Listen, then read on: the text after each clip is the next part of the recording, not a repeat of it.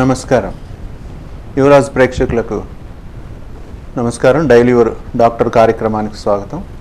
ఈరోజు మనకి స్టూడియోకి విచ్చేసినటువంటి ఆహ్వానించబడినటువంటి ముఖ్య అతిథి ఎవరంటే సుదీర్ఘంగా చాగల్లు గ్రామంలో వైద్య సేవలు అందిస్తూ సేవా దృక్పథంతో పనిచేస్తున్నటువంటి 5 రూపాయల డాక్టర్ గారు. 5 రూపాయల డాక్టర్ అనగానే ఇదే సినిమా డైలాగ్ అనుకోకండి. నిజంగానే ఆయన 5 రూపాయల తీసుకుని మాత్రమే వైద్యం చేసేటటువంటి డాక్టర్. నేను చాలామంది నిరుపేదలకి, వాళ్ళకి క్రిటికల్ కండిషన్లో ఉన్నటువంటి పేషెంట్లకి ఆయన ఒక దేవుడు. అట్లాంటివి ఆయన్ని ఇప్పుడు మన స్టూడియోనికి ఆహ్వానించాం. సార్ నమస్తే అండి. సాంబశివరావు గారు. నమస్కారం అండి దాస్ గారు. ఈ ఈటీవీ ప్రేక్షకులకు, మిగతా వాళ్ళకి అందరికీ కూడా యువరాజ్ ప్రేక్షకులకు, మిగతా వాళ్ళందరూ కూడా నా నమస్కారాలు తెలియజేస్తున్నాను. ఎందుకంటే నేను చదువుకున్నప్పటి నుంచి కూడా నాకు ఒక స్ఫూర్తి. ఎందుకంటే నేను మామూలుగా 10th క్లాస్ చదివేటప్పుడు మా నాన్నగారు ఇదయ్యారు. అప్పటి నుంచి కూడా మా బ్రదర్స్ కదా, వాళ్ళకి ఒకటి ఉండేదన్నమాట, మా తమ్ముడిని బాగా చదివించాలి, డాక్టర్ని చేయాలి అనేటువంటిది వాళ్ళ అభిలాష అన్నమాట. అట్లాగే నేను కూడా చాలా బాగా చదువుకున్నాను. నేను చదువుకునేసరికల్లా మా బ్రదర్స్ అందరం కూడా మేము కలిసే ఉన్నాము. వాళ్ళు ఆ రోజుల్లో గవర్నమెంట్ కాలేజీలో సీట్ ఆఫ్ ద డొనేషన్ కట్టాల్సి వచ్చింది. 1964లో 6,000 రూపాయల డొనేషన్ అంటే చాలా కష్టంగా ఉండేది. అయినా కానీ వాళ్ళు కష్టపడేసి నన్ను డొనేషన్ కట్టి మరి వరంగల్లో నేను చదువుకున్నాను. ఆ రోజుల్లో వరంగల్ అది వెళ్ళాలంటే చాలా దూరంగా ఉండేది. ఎప్పుడంటే ఒక 50-60 ఇయర్స్ బ్యాక్న వరంగల్ అంటే చాలా దూరం అని చెప్పేసి అనుకునేవారు. మా కాలేజీలో మా బ్యాచ్లో 150 మందిని జాయిన్ అయితే మేము బయటకు వచ్చేసరికల్లా కంటిన్యూస్గా పాస్ అయ్యేసరికల్లా 11 మంది పాస్ అయ్యాము. అయిన తర్వాత ఏమైందంటే వీళ్ళు తర్వాత కూడా అవుట్ ఆఫ్ 150లో 136 మంది అమెరికా వెళ్ళిపోయారు. కానీ నన్ను కూడా రమ్మన్నారు, నన్ను కూడా చాలా బలవంతం చేశారు. కానీ నాకు ఇష్టం లేదు. ఎందుకంటే నేను ఇక్కడ ఒక ఆయన నేను స్ఫూర్తిగా తీసుకున్నాను. ఆయన ఒకసారి ఏమన్నారంటే, మీరు చదువుకుంటున్నారు ఇక్కడ ఇండియాలో చదువుకుని చదువంతా అయిన తర్వాత మీరు అమెరికా వెళ్తున్నారు, మీరు మీ సేవలన్నీ కూడా అమెరికా వాళ్ళకి ఇస్తున్నారు, మన ఇండియా వాళ్ళకి, మన భారతదేశం వాళ్ళకి ఎందుకు ఇవ్వరో? అది ఎలా ఉంటుందంటే, మీరు తల్లి కని పెంచి పెద్ద చేసి విద్యాబుద్ధులు నేర్పించి తల్లిని వదిలేసి మీరు ఇంకో చోటకి వెళ్ళేసేసి మీరు బ్రతుకుతున్నారు. అది మీరు బాగా బ్రతకొచ్చు, బాగా బ్రతకలేకపోవచ్చు. కానీ మీరు తల్లి రొమ్మును గుద్దేసేసి మీరు బయటికి వెళ్ళేసేసి మీరు వాళ్ళు ఎవరికో ఇస్తున్నారు, వాళ్ళకి ఎవరికో సేవలు అందిస్తున్నారు. కానీ అదే సేవలు మన ఊళ్ళో వాళ్ళకి, మన దేశం వాళ్ళకి, మీ ప్రజలకి చేస్తే ఎంత బాగుంటుంది అనేటటువంటిది ఆయన నాకు స్ఫూర్తి అన్నమాట. అప్పటి నుంచి కూడా నేను నిర్ణయించుకున్నాను, ఏదైనా కానీ ఎంబీబీఎస్ అవ్వగానే నేను ఒక విలేజ్లో ప్రాక్టీస్ పెట్టి విలేజ్ ప్రజలకి నేను సహాయం చేయాలి, మనస్ఫూర్తిగా మంచి వైద్యం అందించి వాళ్ళందరికీ కూడా. అంటే సాంబశివరావు గారు, వాస్తవంగా మీ తల్లిదండ్రులు వ్యవసాయం చేస్తారని విన్నాను. అవునండి. వ్యవసాయంలో నుంచి వైద్యంలోనికి చాలా దూరం. ఎందుకంటే వాళ్ళ ఆలోచనలు అంత అప్పట్లో దాదాపు 1962 అంటే అంత విశాలమైనటువంటి కాస్త అడ్వాన్స్డ్గా ఉన్నటువంటి మనసులు, బుద్ధులు ఉండవు. అట్లాంటి వ్యవసాయం చేసుకునేటటువంటి కుటుంబంలో నుంచి వైద్య రంగంలోనికి మీరు ఎట్లా రావడానికి ఏంది స్ఫూర్తి అయింది అంటారు? ఒకసారి అండి, మా రెండో బ్రదర్కి టెంపరేచర్ వచ్చిందండి. అప్పుడు ఆయన వివిజీ తిలక్ అని చెప్పేసి, వీరమాచార్య బాలాజీ తిలక్ అని చెప్పేసి ఏలూరులో is one of the famous doctor. అక్కడ అడ్మిట్ చేశాం. అప్పుడు ఆయన చేసేటటువంటి వైద్యం, నవ్వేటటువంటి నవ్వు మా బ్రదర్కి అంటూ ఉండేవాడు, బాబు నన్ను ఎప్పుడు కూడా నన్ను తమ్ముడు అని చెప్పేసి అనేవాడు, బాబు అని చెప్పేసి అనేవాళ్ళు. బాబు నువ్వు చదువుకుంటే మంచి చదువురా. ఆయన చూసేవాడు డాక్టర్ తిలక్ గారు పొద్దున్న 8 వచ్చారంటే వైట్ ప్యాంటు, వైట్ డ్రెస్ చేసుకుని సాయంత్రం వరకు కూడా అలా తిరుగుతూనే ఉంటాడు, వైద్యం చేస్తూనే ఉంటాడు, నవ్వుతూనే ఉంటాడు, మందులు రాస్తూనే ఉంటారు. అలా ఉండాలిరా డాక్టర్ అన్న తర్వాత. మంచి చక్కగా ఆ నవ్వు ముఖం అనేది చాలా ముఖ్యం. అదే పేషెంట్కి సగం జబ్బు తగ్గించేస్తుంది. అది అట్లా ఏంటి, నువ్వు బాగా చదువుకో బాబు, మేమంటే ఆ రోజుల్లో చదువుకోలేకపోయాము, కానీ మేము అందరం ఉన్నాము, నీకేం భయం లేదు, నువ్వు డాక్టర్గా చదువు అనేటటువంటి ఇన్స్పిరేషను నాకు ఆ రోజుల్లో కలిగిందండి. అది ఒక స్ఫూర్తి అన్నమాట. అంటే ఇప్పుడు వైద్య వృత్తిలోనికి రావడానికి దాదాపు చాలా ఎక్స్పెన్సెస్, అంటే చాలా డబ్బులు కావాల్సినటువంటి పరిస్థితి. అవునండి. మీదంత ఉన్నతమైన, అంటే ఐ మీన్ అంత డబ్బు ఉన్నటువంటి పరిస్థితి మీ తల్లిదండ్రులకు లేదని విన్నాను. అవునండి. కానీ మీరు ఇంతగా ఎలా ఖర్చు పెట్టగలిగారు? మేమేంటంటే ఆ రోజుల్లో మా నాన్నగారు పోయినా కానీ మా మదర్ మాకు ఇన్స్పిరేషన్ అండి. ఎందుకంటే ఆవిడ మా బ్రదరు, మా ఎల్డెస్ట్ బ్రదర్ వాళ్ళందరూ కూడా ఏ విధంగానైనా సరే నా తమ్ముడిని నేను చదివించాలి, పైకి తీసుకురావాలి అనేటటువంటి, నిజంగానే ఆ రోజుల్లో 6,000 నాకు జస్ట్ గవర్నమెంట్ సీటు 1/4 మార్కులో పోయిందండి. 1/4 అంటే ఏంటంటే 71.55 వచ్చింది నాకు. 71.75 దాకా వచ్చేసి ఆగిపోయిందండి. 0.5 మార్కులో నాకు I lose the government seat. అది నేను చాలా డిప్రెస్ అయిపోయాను అనమాట. అరే నాకు వచ్చేస్తుంది, నేను ఏంటి ఇలాగ అయిపోయాను ఏంటి అని చెప్పేసి నేను చాలా డిప్రెస్ అయిపోయాను. అప్పుడు మా బ్రదర్స్ ఏమన్నారో తెలుసా, అరే బాబు నీకేం భయం లేదు, మనకు ఉన్న డబ్బులు ఉన్నాయి, మనకు చక్కగా మనం డొనేషన్ కడతాం, డొనేషన్ కట్టి చదువుకో అని చెప్పేసి అన్నారన్నమాట. అప్పుడు కాకినాడలో కొంత 7,000 ఎంత ఉండేది, వరంగల్లో 5,000 ఉండేది.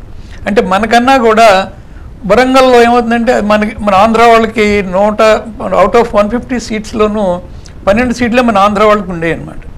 దాంట్లో నాకు సీట్ వచ్చి మనకి 2,000 రూపాయలు నాకు తగ్గింది అక్కడ.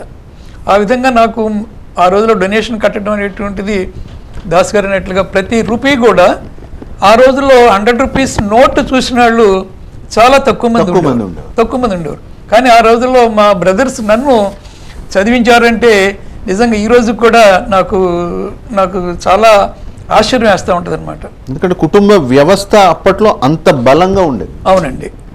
ఎందుకంటే మా బ్రదర్సే మా ఫాదర్ లేకపోయినా కానీ మా బ్రదర్సే నన్ను చక్కగా దగ్గరుండి బాబు చదువుకో అని చెప్పేసి చక్కగా చదివించారనమాట.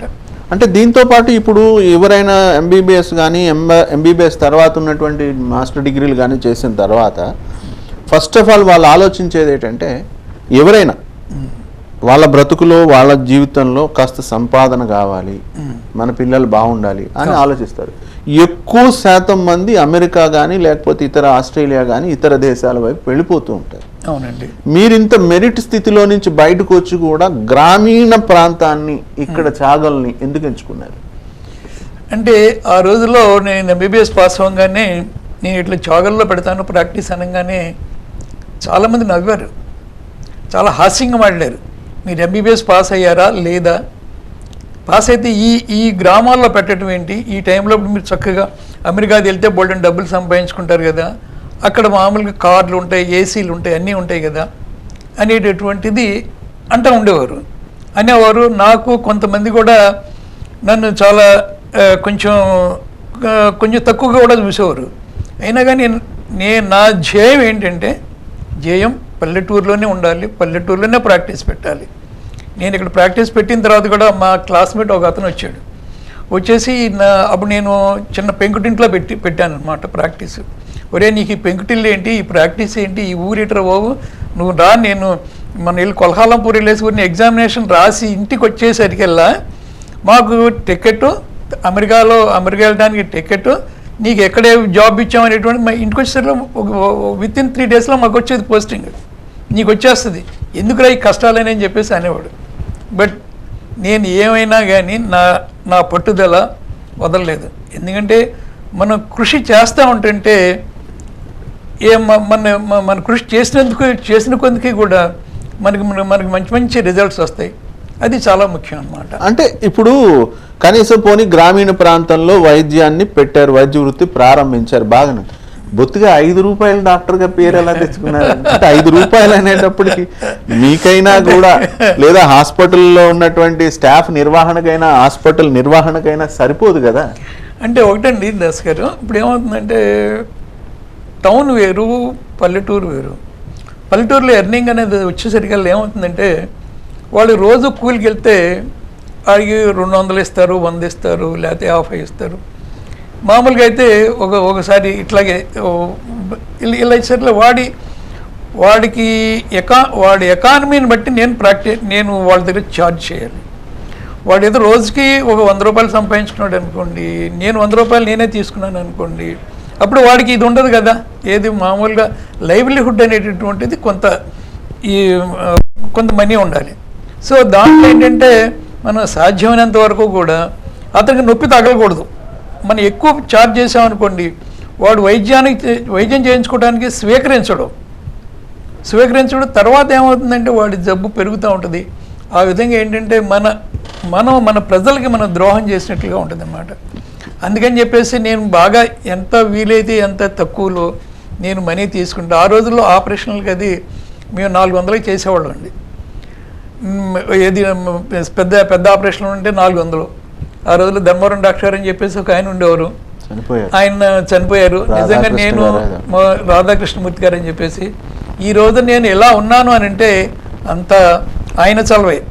ఆ రోజుల్లో మేము ఆపరేషన్లు మొదలు పెడితే రాత్రి అంతా మొదలుపెట్టేసి తెల్లవారి వరకు కూడా చేసేవాళ్ళం, చాలా తక్కువ చేసేవాళ్ళం. ఆయన కూడా అదే దృక్పథంలో ఉండేవారు. అందువలన ఏంటంటే ఆ చౌకలో మనం మంచి వైద్యాన్ని అందించాలి అనేటటువంటిది నా దృక్పథం అండి. అంటే మీరు చాలా ఆపరేషన్లు చేశారని చెప్తున్నారు. ఇందులో క్రిటికల్గా నేను హ్యాండిల్ చేయగలిగిన ఈ ఆపరేషన్ నేను హ్యాండిల్ చేసేటప్పుడు చాలా ఒక రకమైనటువంటి ఎక్స్పీరియన్స్తో పాటు ఒక రకమైన భయం ఇవన్నీ కలిపి అట్లాంటి మీకు మెమరబుల్గా ఉన్నటువంటి ఒక ఆపరేషన్ గురించి ఏమైనా చెప్పగలుగుతారు? ఒకసారి అండి, మేము ఈ రోజుల్లో ఆపరేషన్ అనేటటువంటిది చాలా ఈజీ అండి కంపేరింగ్ విత్ ఓల్డెన్ డేస్. పాత రోజుల్లో మాకు ఒక ఎనస్థీషియన్ ఉండేవారు కాదు, అన్నీ మేమే చూసుకునేవాళ్ళం, మొత్తం మేమే చూసుకునేవాళ్ళం. మామూలుగా ఆ రోజుల్లో నర్సెస్, ట్రైన్ నర్సెస్ ఉండేవారు కాదు. కెథెటర్ వేయటం కానీ లేకపోతే ఎనిమా ఇవ్వటం కానీ తెలిసేది కాదు. నేనే దగ్గరుండి వాళ్ళకి ట్రైనప్ చేసి నేర్పించానండి, సిబ్బందికి నేర్పించాను. ఆ రోజుల్లో ఆపరేషన్ చేయటం అంటే ఎలా ఉంటుందంటే కత్తి మీద సాములా ఉండేది. నేనే ఎనస్థీషియా చేయించుకునేవాళ్ళం. మామూలుగా బీపీ అని ఇవన్నీ చూస్తా, ఒక పక్క ఆపరేషన్ ఒక కంటితోనేమో ఆపరేషన్ చేస్తా, ఒక కంటితోటేనేమో ఎనస్థీషియా చూసుకోవాలి. రెండు కూడా ఈక్వల్లీ ఇంపార్టెంట్. అటువంటి అంత కష్టపడి చేసేవాళ్ళం అన్నమాట ఆ రోజుల్లో ఆపరేషన్లో. అది కూడా కాకుండా అట్లా చేసేవాళ్ళం. కాకపోతే ఏంటంటే కొన్ని మీకు టిపికల్ ఎగ్జాంపుల్స్ చెప్తాను నేను. అంటే మా ఊళ్ళో నేను ప్రాక్టీస్ పెట్టిన తర్వాత ఒక అమ్మాయి డెలివరీకి వచ్చింది. ఎన్నో డెలివరీ అంటే వెనకటి రోజుల్లో 8 మందిని 10 మందిని 12 మందిని అలాగ కంటా ఉండేవారు వాళ్ళు. మాకు వచ్చిన కేసు అది 12వ కాన్పండి. అది even today I can remember about that case. వచ్చిన తర్వాత సరే అది అని ట్విన్స్ ఒక ఒక ఒక ఒక శిశువు మామూలుగా వచ్చేసింది, ఇంకో శిశువు అడ్డంగా ఉంది. ట్రై చేసాం కానీ రాలేదు. ఏం చేయాలి?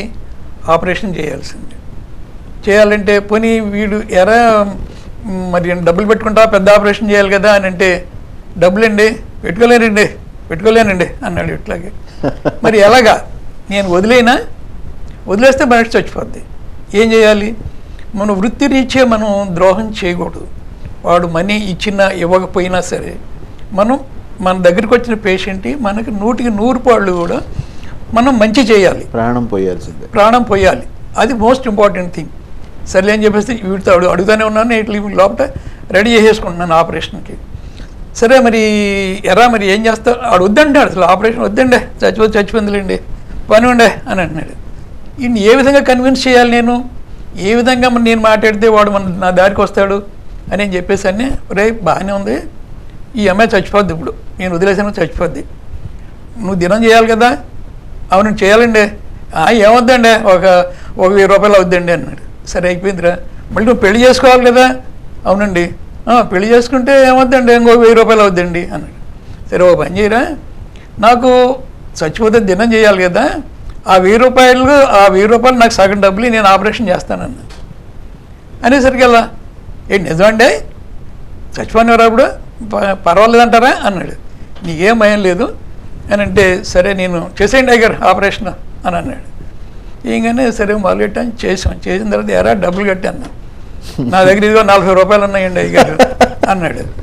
40 రూపాయలు ఇదేంట్రా, కనీసం ఒక 100 ఎవరో బాబన్నా, ఎందుకంటే ఈ 40 రూపాయలు ఉంచండి, తర్వాత చూసుకుందాం, మీరు ఎక్కడ పోతా నేను ఎక్కడ పోతానండి, మనకి 100 పోతేటి బయలువరు కానివ్వండి అని అన్నాడు.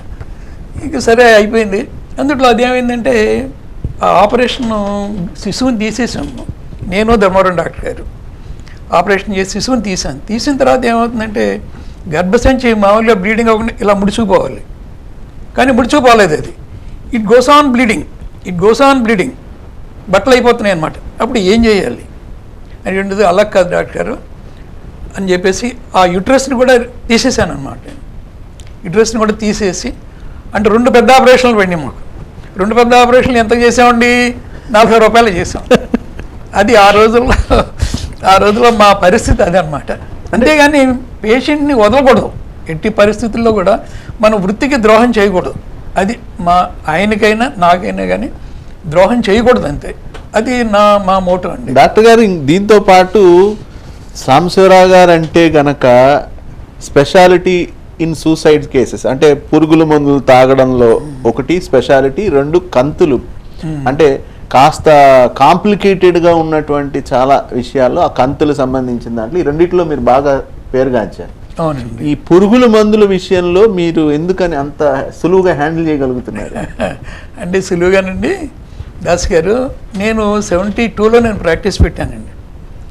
72లో నేను కొంచెం పాపులర్ అయ్యాను. నేను కొద్దిగా 73 కల్లా నాకు I got very good practice. ఎందుకు ప్రాక్టీస్ అని అంటే, నేను ఆపరేషన్ చేసేవాడిని, నేను క్రిటికల్ కేసులు కూడా హ్యాండిల్ చేసేవాడిని. కేసు క్రిటికల్ అని చెప్పేసి కనుక ఉంటే డే అండ్ నైట్ టైం కూడా అక్కడే పడుకునేవాడిని. చాలామంది తెలిసే ఉంటుంది, మా పెంకుటిల్లు గదిలో పడకమంచం వేసుకుని పడుకుని ప్రతి అరగంట కూడా నేను కేసుని చూస్తూ ఉండేవాడిని. ఒకసారి ఏమైందంటే, ఇట్లాగే ఒక పాయిజన్ కేసు తల్లి కొడుకుని తీసుకుని వచ్చిన తర్వాత తీసుకొచ్చిన, బాబు చూడనైనా ఈ మా అబ్బాయి ఎండిని తాగాడినైనా చూడండి. బై ది టైం నేను చూసేసరికల్లానే ఆల్రెడీ డెడ్. అబ్బా నీ దుంప దగ్గర చిన్న కుర్రాడు, అంతా కలిపి 19-20 ఏళ్ళు ఉంటాయి. అబ్బా అనిపించింది. ఏమ్మా మరి ఇప్పుడు దాకా ఏం చేసావమ్మా అంటే, బాబు తాగాడు బాబు, రిక్షా మీద చేసుకుని తీసుకొచ్చాను బాబు, చచ్చిపోయాడయ్యా అని అంది. మా అమ్మ చచ్చిపోయాడు అని అన్న. నిజంగా ఆవిడ ఏడ్చినటువంటి ఏడుపు even today I can't remember it, నేను మర్చిపోలేను.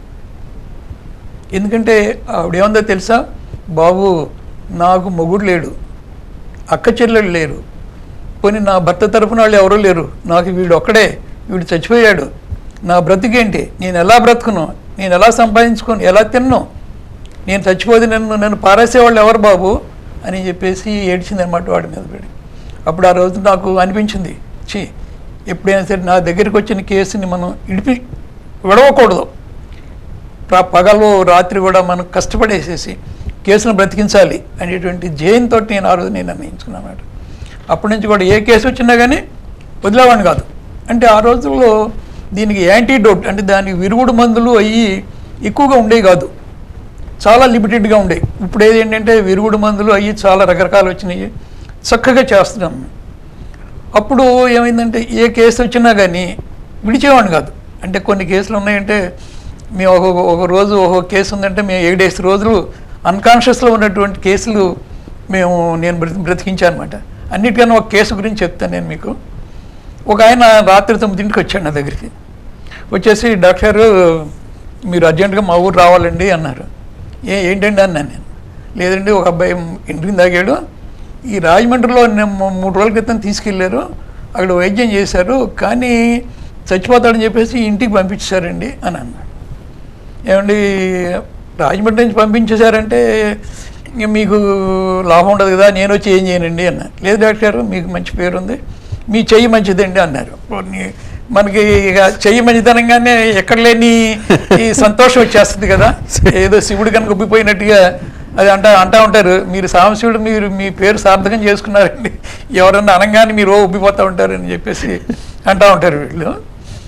మా నర్సులే అంటూ ఉంటారులేండి, ఎవరన్నా పొగడంగానే మీకు ఎంతకాలం అంతా చేసేస్తూ ఉంటారులేండి, మీ కదండి శివునికి ఉన్నటువంటి పేరుతో వచ్చి అంతే కార్యక్రమాలు నడిపిస్తున్నారు కదా అని చెప్పేసి వీళ్ళు అన్నారు. సరే ఏం చేశానంటే, సరే ఆయన ఆ రోజులు మోటార్ సైకిల్ వేసుకొచ్చాడు, నేను మోటార్ సైకిల్ వేసుకెళ్ళాను. ఆ సీన్ ఏంటంటే, అక్కడ చుట్టూరు 10 మంది కూర్చుని ఉన్నారు, గడ్డేశారు, గడ్డి మీద మనిషిని పడుకోబెట్టారు. మనిషిని పడుకోబెట్టిన తర్వాత మరి కొంచెం ఊపిరి ఆడుతూ ఉంది, ఏదో కొద్దిగా పైకి కిందకి ఊపిరి తీస్తూ ఉన్నాడు. ఈ కేసుని మనం తీసుకెళ్ళటమా లేకపోతే వదిలేయటమా, తీసుకెళ్తే ఎలా ఉంటుందో, తీసుకెళ్ళకపోతే చచ్చిపోతాడు. సో అప్పుడేంటి డెసిషన్ మేకింగ్ అనేటువంటి చాలా ఇంపార్టెంట్. దీంట్లో ఏంటంటే చచ్చిపోయడానికో డాక్టర్ హాస్పిటల్లో పేషెంట్ పోయాడు అనేటువంటిది బ్యాడ్ వస్తుంది.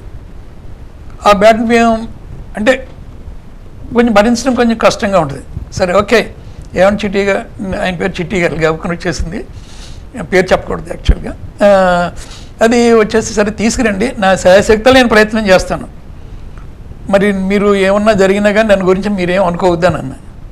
అదేం డాక్టర్ అలా అంటారు అని చెప్పేసి ట్రాక్టర్ మీద తొట్టులో పడుకోబెట్టి తీసుకొచ్చేసారు. చాగల్ హాస్పిటల్కి తీసుకొచ్చారు. తీసుకొస్తే సరే 2 రోజులు 3 రోజులు తెడిలో లేడు. 4వ రోజుకి ఎలా అంటే అన్నాడు. ఓ కొంచెం పర్వాలేదన్నమాట అనుకుని 7వ రోజుకెల్లా తెడిలోకి వచ్చాడు. తెడిలోకి వచ్చాడు. మామూలుగా 8వ రోజున ఇప్పుడు పంపించాడు. వాడు ఈ రోజున is one of the officer earning 90,000 rupees per month. Great. అదనమాట. నాకు వాడుగో ఇప్పటికి కూడా వచ్చేసి గురువుగారు అంటాడు. ఇప్పుడు ఏంటంటే నేను గురువుగారు ఏంట్రా అని అంటే, లేదు గురువుగారు అని చెప్పేసి ఎక్కడో పనిచేస్తున్నాడు, వచ్చినప్పుడల్లా నాకు కనపడకుండా ఉంటే వెళ్ళడు వాడు, అంత ఆప్యాయంగా ఉంటాడు అనమాట. అటువంటి కేసులని చూసినప్పుడు నాకు చాలా ఎంతో సంతోషంగా ఉంటుంది. అంటే దీంతో పాటు ఆపరేషన్లు చాలా చేశారు కదా, నేను ఈ క్రిటికల్ ఆపరేషన్ చేశాను అంటే అమ్మాయి బతుకుతుందో లేదో, అసలు ఇది నేను చేయగలనో లేదో అన్నటువంటి క్రిటికల్ పొజిషన్లో ఉన్నట్టు ఆపరేషన్లు ఏమైనా చేశారా? చేశానండి. ఎందుకంటే 74లో ఒక అబ్బాయి వచ్చాడండి, అంటే కడుపు నొప్పి అని వచ్చాడు. వచ్చేసరికి కడుపు ఉబ్బరం వచ్చేసింది, పల్స్ అంటే బీపీ నోట్ అవ్వట్లేదు, పల్స్ ఎక్కడో ఫీబుల్గా తగులుతూ ఉంది. సరే నేను అన్నాను, ఎలా మరి ఏం చేద్దాం, మరి ఇది కేసు బాగాలేదు, మరి చేయమంటావు ఆపరేషన్ అన్నా. అయ్యగారండి నమస్కారం అండి, మీరు చేయండి, బ్రతికితే నడిపించు తీసుకెళ్తాను, చచ్చిపోతే శవాన్ని తీసుకెళ్ళిపోతానండి అన్నాడు. ఇట్లా అన్న తర్వాత సరే చేసాం. చేసిన తర్వాత మొదలెట్టాము. నేను ధర్మవరం డాక్టర్ గారు ఒక 30 ఏళ్ళు మేము కలిసి చేసాం. అక్కడ ఉంటే నేను అక్కడికి వెళ్ళేవాడిని, నా ఇక్కడ ఆపరేషన్ నేను ఇక్కడ ఉండేవాడిని. ఇద్దరం కలిసి మొదలెట్టి చేసాం. చేస్తే టైఫాయిడ్ జ్వరం వచ్చి, టైఫాయిడ్ జ్వరంలో వెనకటి రోజుల్లో, ఇప్పుడంటే మంచి యాంటీబయాటిక్స్ వచ్చినాయి, వెనకటి రోజుల్లో అంత మంచి యాంటీబయాటిక్స్ ఉండేవి కాదు.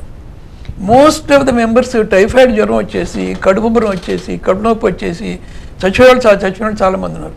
But it is all due to lack of recognise చేయాలి ఫలానా అని చెప్పేసి. వెనకటి రోజుల్లో ఎక్స్రేలు ఉన్నాయి, ఎక్స్రేలకు తెలిసేది కాదు, ఎక్స్రేలకు తెలిసేది. ఎక్స్రే తీసాం, ఏదో కొంచెం అనుమానంగా ఉంది, స్కాన్లు లేవు, ఎంఆర్ఐలు లేవు, సీటీలు లేవు. అయినా సరే ఇటువంటి కేసు వచ్చిందంటే పావు గంట మేము ఎగ్జామ్ చేసి ఒక నిర్ణయానికి వచ్చేసి అబ్డామిన్ ఓపెన్ చేసేవాళ్ళం. అట్లాగూ ఈ కేసు కూడా అట్లాగే ఓపెన్ చేసాం. ఓపెన్ చేసిన తర్వాత మై గ్రేట్ సర్ప్రైజ్, 3 చోట్ల ప్రేగులు బెజ్జాలు పడిపోయినాయి, డ్యామేజ్ అయిపోయినాయి. బెజ్జాలు పడిపోయేసి ప్రేగుల్లో ఉన్నటువంటి ఇన్ఫెక్షన్, ఆ జ్యూస్ అంతా కూడా, ఇన్ఫెక్షన్ అంతా కూడా కడుపులోకి వచ్చేసి పొట్టోపరం వచ్చేసింది. అప్పుడు సరే మధ్యలో ఏం చేస్తే ఆపరేషన్ చేస్తూ ఉండగానే ఊపిరి ఆఫ్ చేసాడు వాడు. ఊపిరి ఆఫ్ చేస్తే అప్పుడు నేను గ్లవ్ తీసేసి మళ్ళీ వెళ్ళేసి నోట్లో నోరు పెట్టి ఊది మళ్ళీ రెస్పిరేషన్స్ వచ్చిన తర్వాత మళ్ళీ మొదలెట్టాం ఆపరేషన్. చక్కగా అటొక ట్రైన్ పెట్టేసేసి క్లోజ్ చేసాం. క్లోజ్ చేసిన తర్వాత సరే 2వ రోజు 3వ రోజు ఇంకా ఏవో వెంటనే ఉన్నాడు వాడు. సరే అప్పటికి మాకు రాజమండ్రిలో గోపాలకృష్ణ గారు అని ఒక ఆయన ఉండేవారు డాక్టర్ గారు. ఆయన కూడా ఎంతో సాయం చేసేవారు. డాక్టర్ ఇలా ఉంది అని అంటే ఆయన ఏమన్నా అంటే కొత్తగా వచ్చిన యాంపిసిలిన్ అనేటువంటిది, ఇప్పుడు అసలు యాంపిసిలిన్ అనేటువంటిది అవుట్ డేటెడ్, చాలా తక్కువ మంది వాడుతున్నాం అప్పుడు. అంటే దానికన్నా మంచి మంచి డ్రగ్స్ వచ్చినాయి. యాంపిసిలిన్ అనేటువంటిది ఏంటంటే ఆ రోజు లేటెస్ట్ డ్రగ్ అనమాట. డాక్టర్ గారు సరే నా దగ్గర ఉన్నాయి ఒక 3 వైల్స్ ఉన్నాయి, ఎవ్రీ 12th అవర్లో ఒక వైల్ ఇవ్వండి, ఆ ఇంజక్షన్ ఇవ్వండి అని చెప్పేసి 500 mg వైల్స్ నాకు పంపించారు ఆయన. సరే 3rd డే 4th డే ఇచ్చిన తర్వాత 5th డేకి మనకి అంటే ఇంటెస్టైనల్ సౌండ్స్ అని అంటాం అన్నమాట మా టర్మ్లో. అప్పటికి ప్రేగు కదలటం మొదలైంది. అది ప్రేగు కదిలింది అంటే అది ఒక గుడ్ సైన్ అనమాట, మంచి లక్షణం అది. సో రికవర్ అవుతున్నట్టు లెక్క. 7వ రోజుకి 8వ రోజుకి మామూలుగా లేపు కూర్చోబెట్టిస్తాను అనమాట. అటువంటి కేసులు అప్పుడు ఆయన అన్నారు, డాక్టర్ అన్నారు, గోపాలకృష్ణ గారు అన్నారు, డాక్టర్ గారు మీరు విలేజ్లో ఉన్నారు, మీరు అది జాగ్రత్తగా గుర్తుపెట్టుకోవాలి అని అన్నారు. డాక్టర్ గారు అని అన్నారు, అటువంటి అయినా జరిగినాయి అనుకోండి, మీకు మీకు చెడ్డ పేరు వస్తుంది, అది కూడా కావాలంటేనేమో ఇప్పుడు ఒకళ్ళు ఒక రకంగా ఉంటారు కదా డాక్టర్ అని చెప్పేసి అన్నారు. అంటే అటువంటి క్రిటికల్ కేసెస్ కూడా ఆ రోజుల్లో నేను డాక్టర్ రాధాకృష్ణమూర్తి గారు చక్కగా హ్యాండిల్ చేసేవాళ్ళం. మాకు అసలు ఆ రోజుల్లో రాత్రిపూట 9ంటికి మొదలెట్టేవాళ్ళం ఎప్పుడు కూడా ఆపరేషన్లు, తెల్లవారులు చేసేవాళ్ళం. తెల్లవారు వాళ్ళ ఇంటి దగ్గర టిఫిన్ చేసి అప్పుడు ఇంటికి వచ్చేవాళ్ళం. అంత కష్టపడేవాళ్ళం అనమాట. ఆ రోజుల్లో ఆపరేషన్లు కూడా అంత బాగా నీట్గా చక్కగా కష్టపడేవాళ్ళం. అదే అంటాను నేను. మనం ఏంటంటే కష్టపడతా ఉంటుంటే కృషితో నాస్తి దుర్భిక్షం అంటారు చూసారా. మనం ఎక్కడున్నా కానీ, మనం ఎక్కడ కూర్చున్నా కానీ, నేను కూచిపూడి వీర్రాజు గారు అని చెప్పేసి ఆయన దగ్గర ఉన్నాను. నేను ఒక 6 months వర్క్ చేశాను. ఇట్లా ప్రాక్టీస్ పెడుతున్నానంటే ఆయన ఇదిగో సాంసరావు మీరు వెళ్ళేసి అడుగులో కూర్చోండి, మీ దగ్గర పేషెంట్ వస్తాడు. ఎందుకు వస్తాడో తెలుసా, మీరు you must be available 24 hours per day and 7 days per week. ఎప్పుడు కూడా సీటు వదలొద్దు, సీటు కదలొద్దు. మీరు అలా కూర్చోండి, మీ దగ్గర పేషెంట్ వాడే వస్తాడు.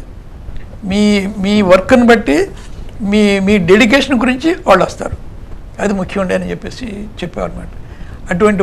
అటువంటి మహానుభావులు నాకు ఒక స్ఫూర్తి అనమాట. యాక్చువల్గా చెప్పాలంటే ఈరోజు నేను ఇంత 50 ఏళ్ళు సర్వీస్ చేయగలిగానంటే ఇప్పటికీ కూడా కొంతమంది, అంటే ఒక చిన్న ఎగ్జాంపుల్ చెప్తాను.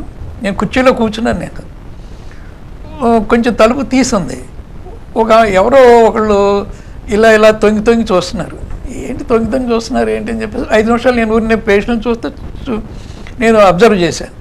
మా నర్స్ తోటి అన్నాను, చూడు ఆవిడ ఏంటో మాకు ఇలా చూస్తున్నారు ఏంటనంటే తలుపు తీసి రమ్మనమనంటే లోపలికి వచ్చింది.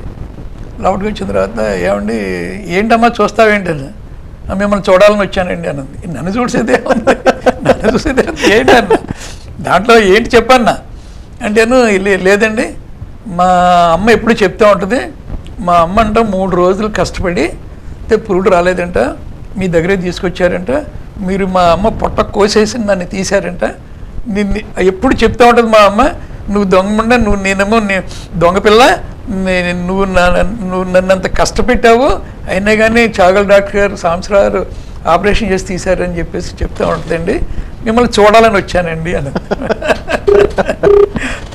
డాక్టర్ గారు ఒక కాల్ చూద్దాం, తర్వాత హలో నమస్తే అండి, ఎవరు మాట్లాడుతున్నారు, ఎక్కడి నుంచి మాట్లాడుతున్నారు? కొవ్వూరు నరకవీధి ఆదివేశం సార్. ఓకేనమ్మా, మీ పేరు చెప్తారండి? నా పేరు లేని అప్పారావు అండి. అప్పారావు గారు మాట్లాడండి డాక్టర్ గారితో. నమస్కారం అండి అప్పారావు గారు. అదే చెప్పండి. మా ఆవిడ గారికి ఇంచుమించు 40 సంవత్సరాలు ఉంటాయండి వయసు అండి. అవి కింద మదం బాగా వాచిపోయింది, అల్లపోతుందండి.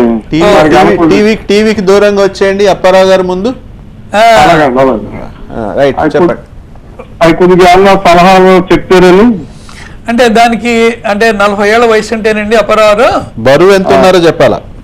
ఎంత బరువు ఇంచుమించు 60 సంవత్సరాలు 60 కేజీలు ఉన్నప్పుడు ఏమవుతుందంటే 40 సంవత్సరాల సరికల్లా ఆడవాళ్ళకి కాల్షియం అనేటటువంటిది తగ్గిపోద్దండి. తగ్గిపోయి ఏమవుతుందంటే ఈ కీళ్ళు అరుగుదలకు వచ్చేస్తాయండి. వాళ్ళు మామూలుగా మగవాళ్ళ కన్నా కూడా ఆడవాళ్ళలో రెసిస్టెన్స్ పవరు, తర్వాత వీళ్ళకి మరి పిల్లలు వాళ్ళు పుట్టుకలో బోర్డంత కాల్షియం పోతూ ఉంటుందండి. అది కాల్షియం పోసి వాళ్ళకి ఈ జాయింట్స్ ఏంటంటే అరిగిపోతూ ఉంటాయండి. జాయింట్స్ అరిగిపోయేసి నొప్పి వస్తూ ఉంటుందండి. మీరు దానికి ఎక్కువగా ఆవిడకి రెస్ట్ ఇవ్వండి. తర్వాత ఏంటంటే కొంచెం నొప్పి బిళ్ళలు అని చెప్పేసి ఉంటాయి, ఎక్కువగా కూడా వాడొద్దు. కొన్ని ఎక్కువగా వాడితే మళ్ళీ కిడ్నీలు దెబ్బతింటూ ఉంటాయి. జాగ్రత్తగా వాడండి, సరిపోతుంది. మీరు బెటర్ ఏంటంటే ఒక ఆర్థోపెడి అంటే ఎముకల డాక్టర్ దగ్గరికి వెళ్తే మీకు రాస్తారు, లేకపోతే మా దగ్గరికి వచ్చినా కానీ మేమైనా కానీ రాస్తూ ఉంటాము. అలా వైద్యం చేయించండి అప్పారావు గారు. మీరు ఎక్కడ రమ్మంటారండి? చాగల్ రండి. చాగల్ వచ్చి సౌభాగ్య నర్సింగ్ హోమ్ అంటే ఎవరైనా చెప్తారా, లేదా సాంబశివరావు గారు, డాక్టర్ సాంబశివరావు గారు అన్నా చెప్తారండి. అలాగే రేపు వస్తామండి సార్. అలాగేనండి. తర్వాత ఇంకోండి, ఇంకొక విషయం చెప్తా అండి. 1972లో నేను ప్రాక్టీస్ పెట్టిన తర్వాత అండి 73 ఇదంతా ఎర్లీ స్టేజెస్ అనమాట. అంటే నేను హౌ ఐ కేమ్ అప్, నాకు అంత ప్రాక్టీస్ ఎలా పికప్ చేయగలిగాను అనేటటువంటిది ఇంకో ఉదాహరణ చెప్తాను. నేను ఓపీ చూస్తున్నాను, ఒక అతను వచ్చి ఏమని డాక్టర్ గారు మా ఆవిడకి పురుడు వస్తుందండి, మా ఆవిడకి వాతం కమ్మేస్తుందండి, కొట్టుకుంటుందండి అని అన్నాడు. ఏంటన్నా, ఈ 9వ నెల అండి, మొన్నే వచ్చిందండి, ఏటు గుర్రపోతం అంటున్నారండి ఆడాళ్ళు అని చెప్పేసి అన్నారనమాట. ఈ దుంప దగ్గర ఇంటికి వచ్చి నేనేం చేయనురా, పోనీ ఇక్కడ తీసుకురాపోయావన్నా. అప్పుడు తీసుకొచ్చే పరిస్థితి లేదండి, మీరు ఏదో ఒకసారి మా ఇంటికి దయచేయండి బాబు అని చెప్పేసి అన్నాడు.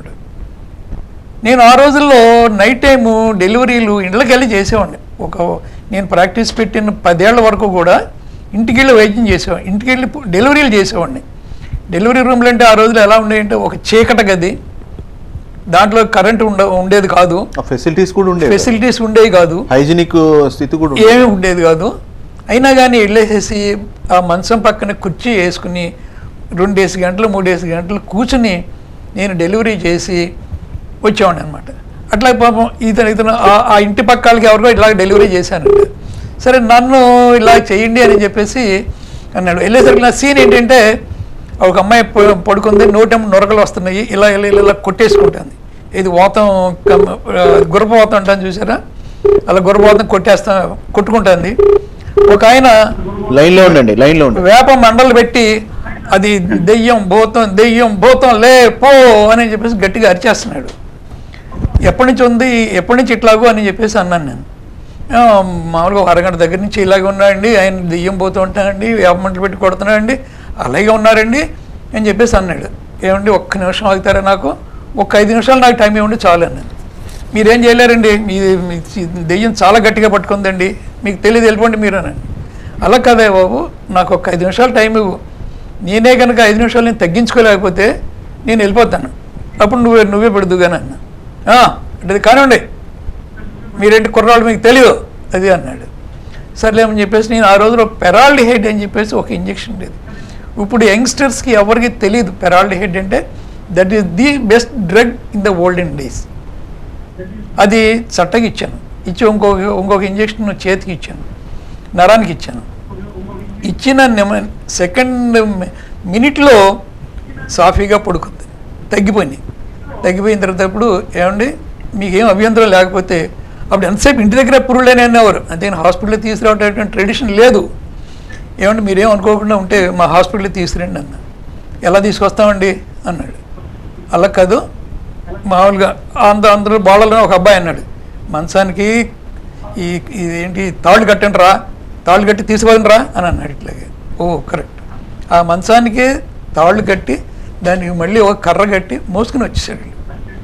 మోసుకొచ్చిన తర్వాత మోసుకొచ్చిన ఒక 2 గంటలకు నేను పురుడు చేశాను, సాఫీగా ఉందన్నమాట. అంటే ఆ రోజుల్లో అంత వాళ్ళేంటి వదిలేసుకున్నారు, గుర్రపాదన గమ్మింది అంటే ఈ పేషెంట్ బ్రతకదు అని అనుకున్నారు. డాక్టర్ గారు ఇంకొక కాల్ చూద్దాం. ఎవరైనా మాట్లాడుతున్నారు? హలో, చంద్రరావు గారు మాట్లాడండి డాక్టర్ గారితో. హలో, ఏమండి చంద్రరావు చెప్పండి. నమస్కారం అండి. టీవీకి దూరంగా వచ్చేయండి, టీవీతో చూసుకోండి. చంద్రరావు గారు టీవీ దగ్గర నుంచి దూరంగా వచ్చేయండి, వాయిస్ కట్ అయిపోతుంది.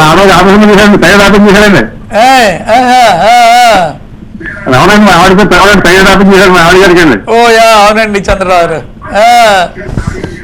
చాలా చాలా చాలా ఓపిక అంటే ఓపికగా ఉండాలి కదండి, లేకపోతే ఏమవుతుందంటే చెప్పినా పాపం మీరు 2 అయిపోయినా 3 అయిపోయినా చూసేవాళ్ళు ఎవరండి మీరు. అవునండి అవునండి చాలా చెప్పినా ఎంత చెప్పినా పాపం మీరు విసుకుంటాగా రాడుగా ఎప్పుడు శాంతంగా ఉంటారండి ఆయన. మా అన్నయ్య చెప్పిన అవునండి. ఎప్పుడు ఆయన మా నాన్నగారు కానీ ఎప్పుడు ఆయన మేము వెళ్తా ఉంటాం, రిక్వెస్ట్ వెళ్తా ఉంటాం హాస్పిటల్కి. అవునండి చంద్రరావు, సరేనండి. ఫోన్ చేసి మాట్లాడుతామండి, మా నాన్నగారు ఇప్పుడు మాట్లాడుతూ ఉంటామండి. మన మాట వినేలా లేరు. ఏమంటే మీరు ఫోన్ చేసిన కారణం కూడా చెప్పాలి కదా, చెప్పండి. ఊరికనే ఫోన్ చేశారా? నాన్నగారికి మీద ఉందా ఇది అభిమానం అనేది ఇప్పుడు ఆయన వెళ్తా ఉంటాడు అసలు. కనీసం అభిమానంతో అలా చేశానని చెప్పి సంతోషిస్తారు ఆయన.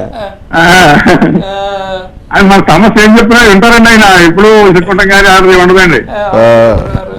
తప్పదు కదా, మన వృత్తికి మనం న్యాయం చేయాలండి. థ్యాంక్ యూ నాన్నగారంటే మాకు ఎప్పటి నుంచో ఇదండి ఆయన నాన్నగారంటేనండి. థ్యాంక్ యూ వెరీ మచ్ అండి చంద్రరావు గారు.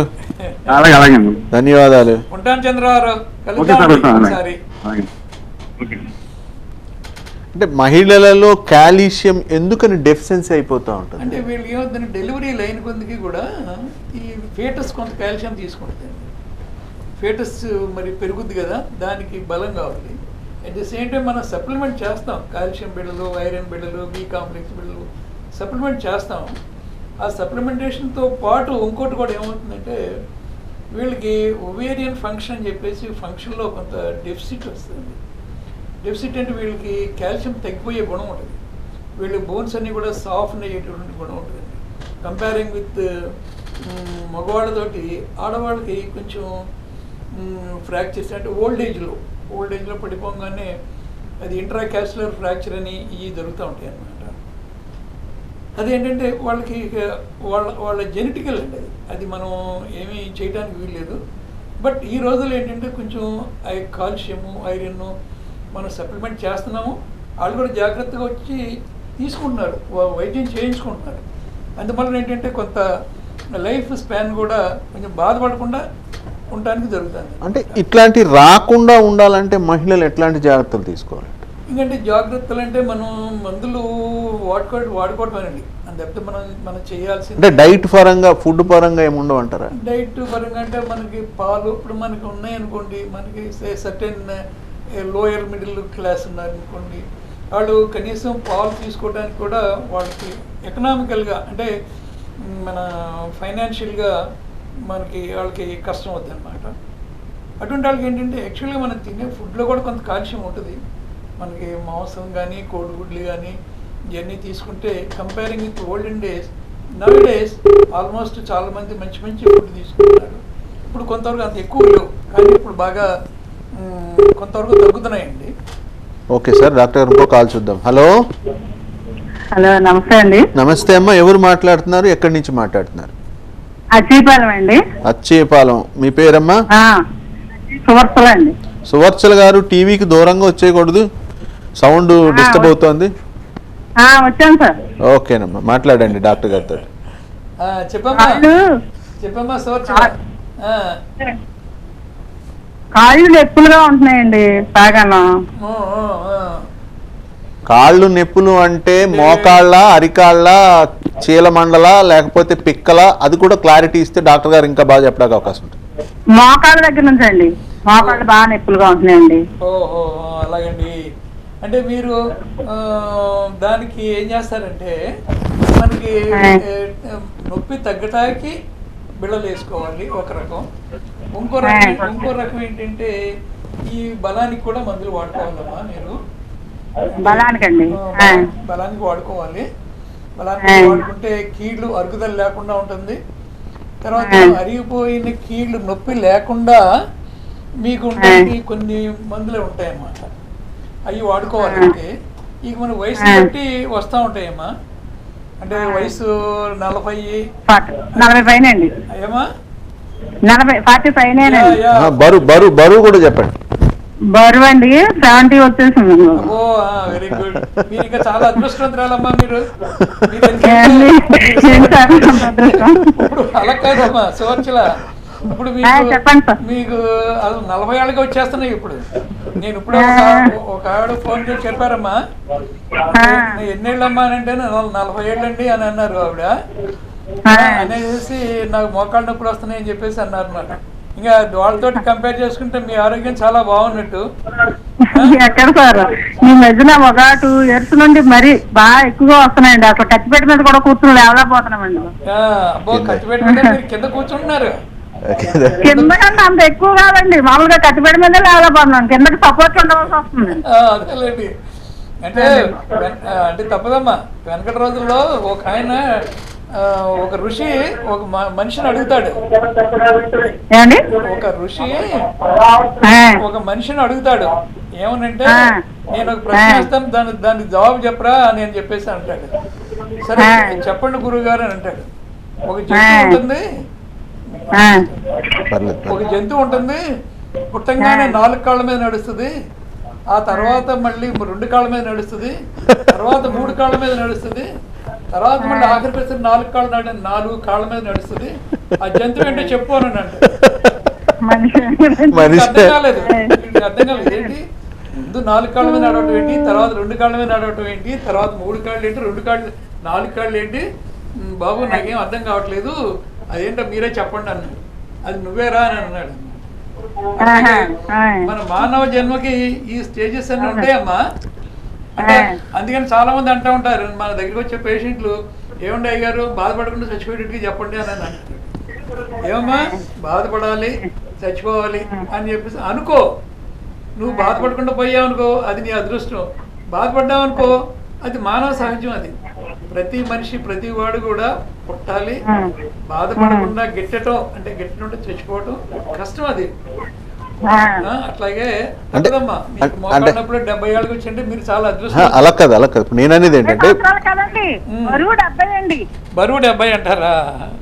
అబ్బో 70 సంవత్సరాలు. 40+ అంతే అండి వయసు. వయసు 40 అండి. ఓహో వయసు 40 అంటారా? ఇప్పుడు నేను తగ్గించుకోవాలమ్మా, ఏమండి? బరువు తగ్గించుకోవాలి. తగ్గించుకోవాలి అంటే మీకు షుగర్ ఏమన్నా ఉందా? బీపీ కానీ షుగర్ కానీ ఏమన్నా అవన్నీ అట్లా ఇప్పటి వరకు పెద్ద చెకప్ చేయించుకోలేదండి. అలా కదమ్మా, చేయించుకోవాలి. చేయించుకోవాలండి. షుగర్, బీపీ, ఒకసారి తర్వాత బ్లడ్ లో కొలెస్ట్రాల్ అని చెప్పేసి పదార్థాలు అవి ఉంటాయండి. అవి కూడా జాగ్రత్తగా చూపెట్టుకుంటే దానికి సరిపడిగా మందులు వాడుకుంటే మీకు ముందు ప్రివెంట్ అనమాట. రాకుండా ముందే మనం జాగ్రత్త పడ్డాం అనుకోండి, మనకు ఆరోగ్యం బాగా ఉంటుంది అనమాట. అందులో బీపీ షుగర్ ఇప్పుడు ఎటువంటివన్నీ కూడా వెనకటి రోజుల్లో ఇవన్నీ లెక్క చేసేవారు కాదు. బీపీ అంటే ఏంటండి, షుగర్ అంటే ఏంటి, ఏముండదండి మాకు అని అనేవారు. కానీ ఈ రోజుల్లో వాళ్ళందరూ వాళ్ళే వచ్చేసి బీపీ చూపెట్టుకుంటున్నారు, షుగర్ చూపెట్టుకుంటున్నారు. జాగ్రత్త డాక్టర్ మాకు ఏ జబ్బు రాకుండా చేయండి అని అంటున్నారు. దానికి సరిపడి మీరేమి పరీక్షలు చేస్తారో చేయండి, మేము అన్నీ కూడా మేము ఫాలో అవుతామండి అని కూడా అంటున్నారు అన్నమాట. అవునండి, రావడం అక్కడికి రమ్మంటారండి. అక్కడ రండి, ఒకసారి వస్తే నేను చూస్తాను. మీ పేరు నాకు గుర్తుంది, సువర్చల కదా? అవునండి, తప్పకుండానమ్మా నేను చూస్తాను. సరే అక్కడ రమ్మంటారండి అయితే? రండి, తప్పకుండా చూద్దామమ్మా. ఉంటానండి, థ్యాంక్స్ అండి. నమస్కారం అమ్మా. అంటే చాలామంది ఆడవాళ్ళల్లో సహజంగా ఈ మధ్యకాలంలో ఎక్కువ మందికి ఇటువంటి పరిస్థితులు వచ్చేస్తూ ఉన్నాయి. ఈ పరిస్థితులను అధిగమించడానికి వాళ్ళ ఆహారపు అలవాట్లు కానీ లేకపోతే పనిచేసేటటువంటి విధానంలో ఏమైనా కొద్దిగా తీసుకోవాల్సిన జాగ్రత్తలు కానీ ఏమైనా ఉంటాయంటారు? అంటే జాగ్రత్తలు అంటే మనం అంటే అంటూ ఉంటారు ఎక్కువగా కింద కూర్చోకూడదు అని చెప్పేసి. బట్ నేను అబ్జర్వ్ చేసిన దాంట్లో మోస్ట్ ఆఫ్ ది ముస్లిమ్స్కి మోకాళ్ళ నొప్పులు రావండి. ఎందుకంటే అది ఎందుకో తెలీదు, నేను చెప్తాను. చాలామంది మామూలుగా పొలం పనిచేసేవాళ్ళు, మామూలుగా ఉన్న వాళ్ళకి మోకాళ్ళ నొప్పులు వస్తాయి. ముస్లిమ్స్కి నేను పర్సంటేజ్ చాలా తక్కువగా ఉంటుంది. ఎందుకంటే నేను ఆలోచించాను ఎందుకు తక్కువగా ఉండాలి అని చెప్పి. సార్ ఈ కాల్ అయిన తర్వాత కంటిన్యూ చేద్దాం. హలో, నమస్తే అండి, మేము పోలవరం నుంచి చేస్తున్నామండి. పేరు చెప్పు తల్లి. మా మావయ్య గారికి అండి, ముంగర వేడుకొండలండి. ఓకే, ఏడుకొండల గారు మాట్లాడండి డాక్టర్ గారితో. సరే అండి, మాట్లాడండి ఏడుకొండల గారు. నమస్కారం సార్. నమస్తే, చెప్పండి, పర్లేదు చెప్పండి. నాకు కాలు నొప్పి అండి. అది చట్టకా నుంచి కింద అరిపాదంలోకి లాగుతాం సార్. హాస్పిటల్కి రావాలంటే ఏ ఊరు సార్? మాది చాగల్. చాగోళ్ళు మన నిడదోలు వెళ్ళి దోవలో ఉన్నది. నుంచి నిడదోలు వెళ్తాం కదా, వెళ్ళే దోవలోనే మధ్యలో మన గుడి అంటే ఎర్ర చెరువు అంటా ఉంటారు అక్కడ. ఎర్ర చెరువు అన్న పర్వాలేదు, లేకపోతే సెంటర్లో దిగితే సాంబశివరావు హాస్పిటల్ ఎక్కడంటే వాళ్ళే చెప్తారు. పక్కనే నడిచి వెళ్ళిపోవచ్చు. మీరు అక్కడి నుంచి నడిచి రావచ్చు. మీకు ఆయ్. తప్పకుండా నేను చేస్తానండి. ఆయ్. ఆ? తమరి నెంబర్ ఈ నెంబర్ సరిపోద్దండి. ఈ నంబర్ కాదు, అక్కడ మీరు చాగల్ రండి. చాగల్ ఆయ్. వచ్చేసి ఇట్లా సాంబశివరావు హాస్పిటల్ ఎక్కడని చెప్పేసి అడగండి.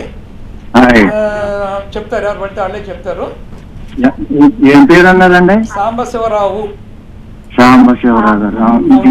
ఆ కింద టీవీలో కనబడుతుంది చూడండి, టీవీలో కనబడుతుంది చూడండి. చూస్తున్నాను దాని సార్, అక్కడి నుంచి ఫోన్ చేస్తున్నాను సార్. ఆ పక్కనే నెంబర్ పక్కనే ఉంది కదా, ఆయన పేరు ఆలపాటి సాంబశివరావు గారు. అదే ఏ రోజు ఆదివారం తప్పించి ప్రతిరోజు ఉంటది కదండి? నేను ఆదివారం కూడా ఉంటానండి. ఇంతవరకు ఆదివారం కూడా సెలవు పెట్టలేదు. ఇదిగో. ఫోన్ చేసి రండి. అంటే యూజువల్ గా మా అబ్బాయి వస్తూ ఉంటాడు. అంటే ఆదివారం, 2వ ఆదివారం, 4వ ఆదివారం ఆ రోజుల్లో ఉంటాను నేను. కాకపోతే మిగతా వారాల్లో మరి ఈ కొంచెం అటు ఇటు వెళ్తా ఉంటాను కదా. సార్ రేపు వద్దామని ఉన్నాను సార్. రేపు రండి. అలాగే సార్. ఓకేనండి. తప్పకుండా నేను చూస్తానండి. ఓకేనండి. Thank you sir. ఓకేనండి. Thank you. సాంబశివరావు గారు, మీ కుటుంబ నేపథ్యం తెలుసుకోవాలనుకుంటున్నాను. అంటే మీ తల్లిదండ్రుల గురించి, మీకు మీ శ్రీమతి గురించి, మీ పిల్లల గురించి. అందులో మీ బాబు కూడా ఈ మధ్యన డాక్టర్ వచ్చి మంచి ఎక్స్పీరియన్స్తో కూడిన ఆపరేషన్లు అవి నిర్వహిస్తున్నారని విన్నాం. మీ కుటుంబ నేపథ్యం గురించి చెప్పగలరా? అంటే నేను మా హాస్పిటల్ పేరే సౌభాగ్యవతి నర్సింగ్ హోమ్ అని చెప్పి పెట్టానండి. సౌభాగ్యవతి అంటే మా అమ్మగారండి. తర్వాత నాకు మా అమ్మగారు అంటే నాకు చాలా ఇష్టం. ఒకసారి ఇట్లాగే నేను చదువుకోనా ఏమ్మా అని అంటే, నేను చదువుకోవాలి, ఎంబీబీఎస్ చదువుకోవాలి వద్దానంటే ఆవిడ కంటనీరు పెట్టింది. ఏమ్మా ఏంటని, ఏరా బాబు నువ్వు చదువుతావు, నువ్వు బాగా డాక్టర్ అవుతావు అని చెప్పేసి అనుకున్నాను రా అని చెప్పేసి అన్నా అనమాట. తప్పకుండా చదువుతాను, మీ అందరి ఆశీస్సులతో నేను ఏమైనా సరే డాక్టర్ చదువుతాను అనుకున్నాను. అయిపోయింది. అదే పేరు మళ్ళీ మా నర్సింగ్ హోమ్కి పెట్టాను. అదే పేరు మళ్ళీ నా కూతురికి పెట్టానండి. మా అమ్మాయి కూడా సౌభాగ్యలక్ష్మి అని చెప్పేసి పెట్టారు. వీటన్నిటికి మించి ఏంటంటే, భార్య పేరు చెప్పలేదు. వీటన్నిటికీ మించి ఏంటంటే, నాతో 24 గంటలు సహకరించినటువంటి నా భార్య అండి. ఎందుకంటే మేము కనీసం 100-200 సార్లు సినిమాకి బయలుదేరేసి మధ్యలో ఆగిపోయేసి, ఫోన్ వచ్చి ఆగిపోయి వెనక్కి వచ్చిన రోజులు బోళ్ళని ఉన్నాయండి. అదేంటి, సినిమాల్లో కూర్చుని వెనక్కి వచ్చిన రోజులు కూడా బోళ్ళని ఉన్నాయి. కానీ ఇన్ని రోజుల్లో కూడా ఎప్పుడు నా భార్య నన్ను ఏంటి వృత్తి ఏంటి, ఈ గొడవ ఏంటి, కానీ సినిమా చూడొచ్చు కదా అని ఎప్పుడు అనలేదండి. ఎప్పుడు ఫోన్ రాగానే ముందు వెళ్ళిపోదామండి, ఏం మాట్లాడేది కాదు, నాతో కూడా వచ్చేది. అని అంటూ ఉంటారు సహధర్మచారిణి అని చెప్పేసి అంటూ ఉంటారు. ప్రతి భార్య కూడా భర్త చెప్పినట్లుగా వింటే అది చాలా ముందుకు వెళ్తూ ఉంటుంది. ఏమాత్రం నా రోజున ఏంటి అస్తమానం అటు ఇటు తర్వాత చూడొచ్చు, పేషెంట్ని పడుకోండి, సినిమా అయిపోయికి వెళ్దాం ఉందనుకోండి, నేను ఇంకా హెల్ప్లెస్ కదా. సో ఆ విషయానికి వచ్చేస్తే నా భార్య నాకు చాలా చాలా సహకరించింది. ఇప్పుడు నా పిల్లలు పేరు చెప్పలేదు. నా భార్య పేరు చంద్రావతి అండి. తను మా పిల్లలు ఇద్దరు కూడా మెరిట్లోనే సీట్లు వచ్చినాయి, డాక్టర్ సీట్లు. నేను అంటూ ఉంటారు, ఏమంటే మీ పిల్లలిద్దరు ఎలా చదువుకున్నారండి, ఇద్దరికి కూడా మంచి మంచి మెరిట్లో సీట్లు వచ్చినాయి, అందరూ డొనేషన్ కట్టి చదివిస్తున్నారు, మీకు ఏంటంటే అని చెప్పేసి నేను అన్నాను, అదంతా నా కృషి ఏం లేదండి, నా భార్య కృషి అనండి. ఎందుకంటే ఆవిడ చక్కగా పిల్లల్ని ఇంటి దగ్గర ఉండి ప్రైవేట్ చెప్పించి అన్నీ చేస్తూ ఉండేవారండి అని చెప్పేసి అన్నాను. లైన్లో ఉండండి అన్నాను.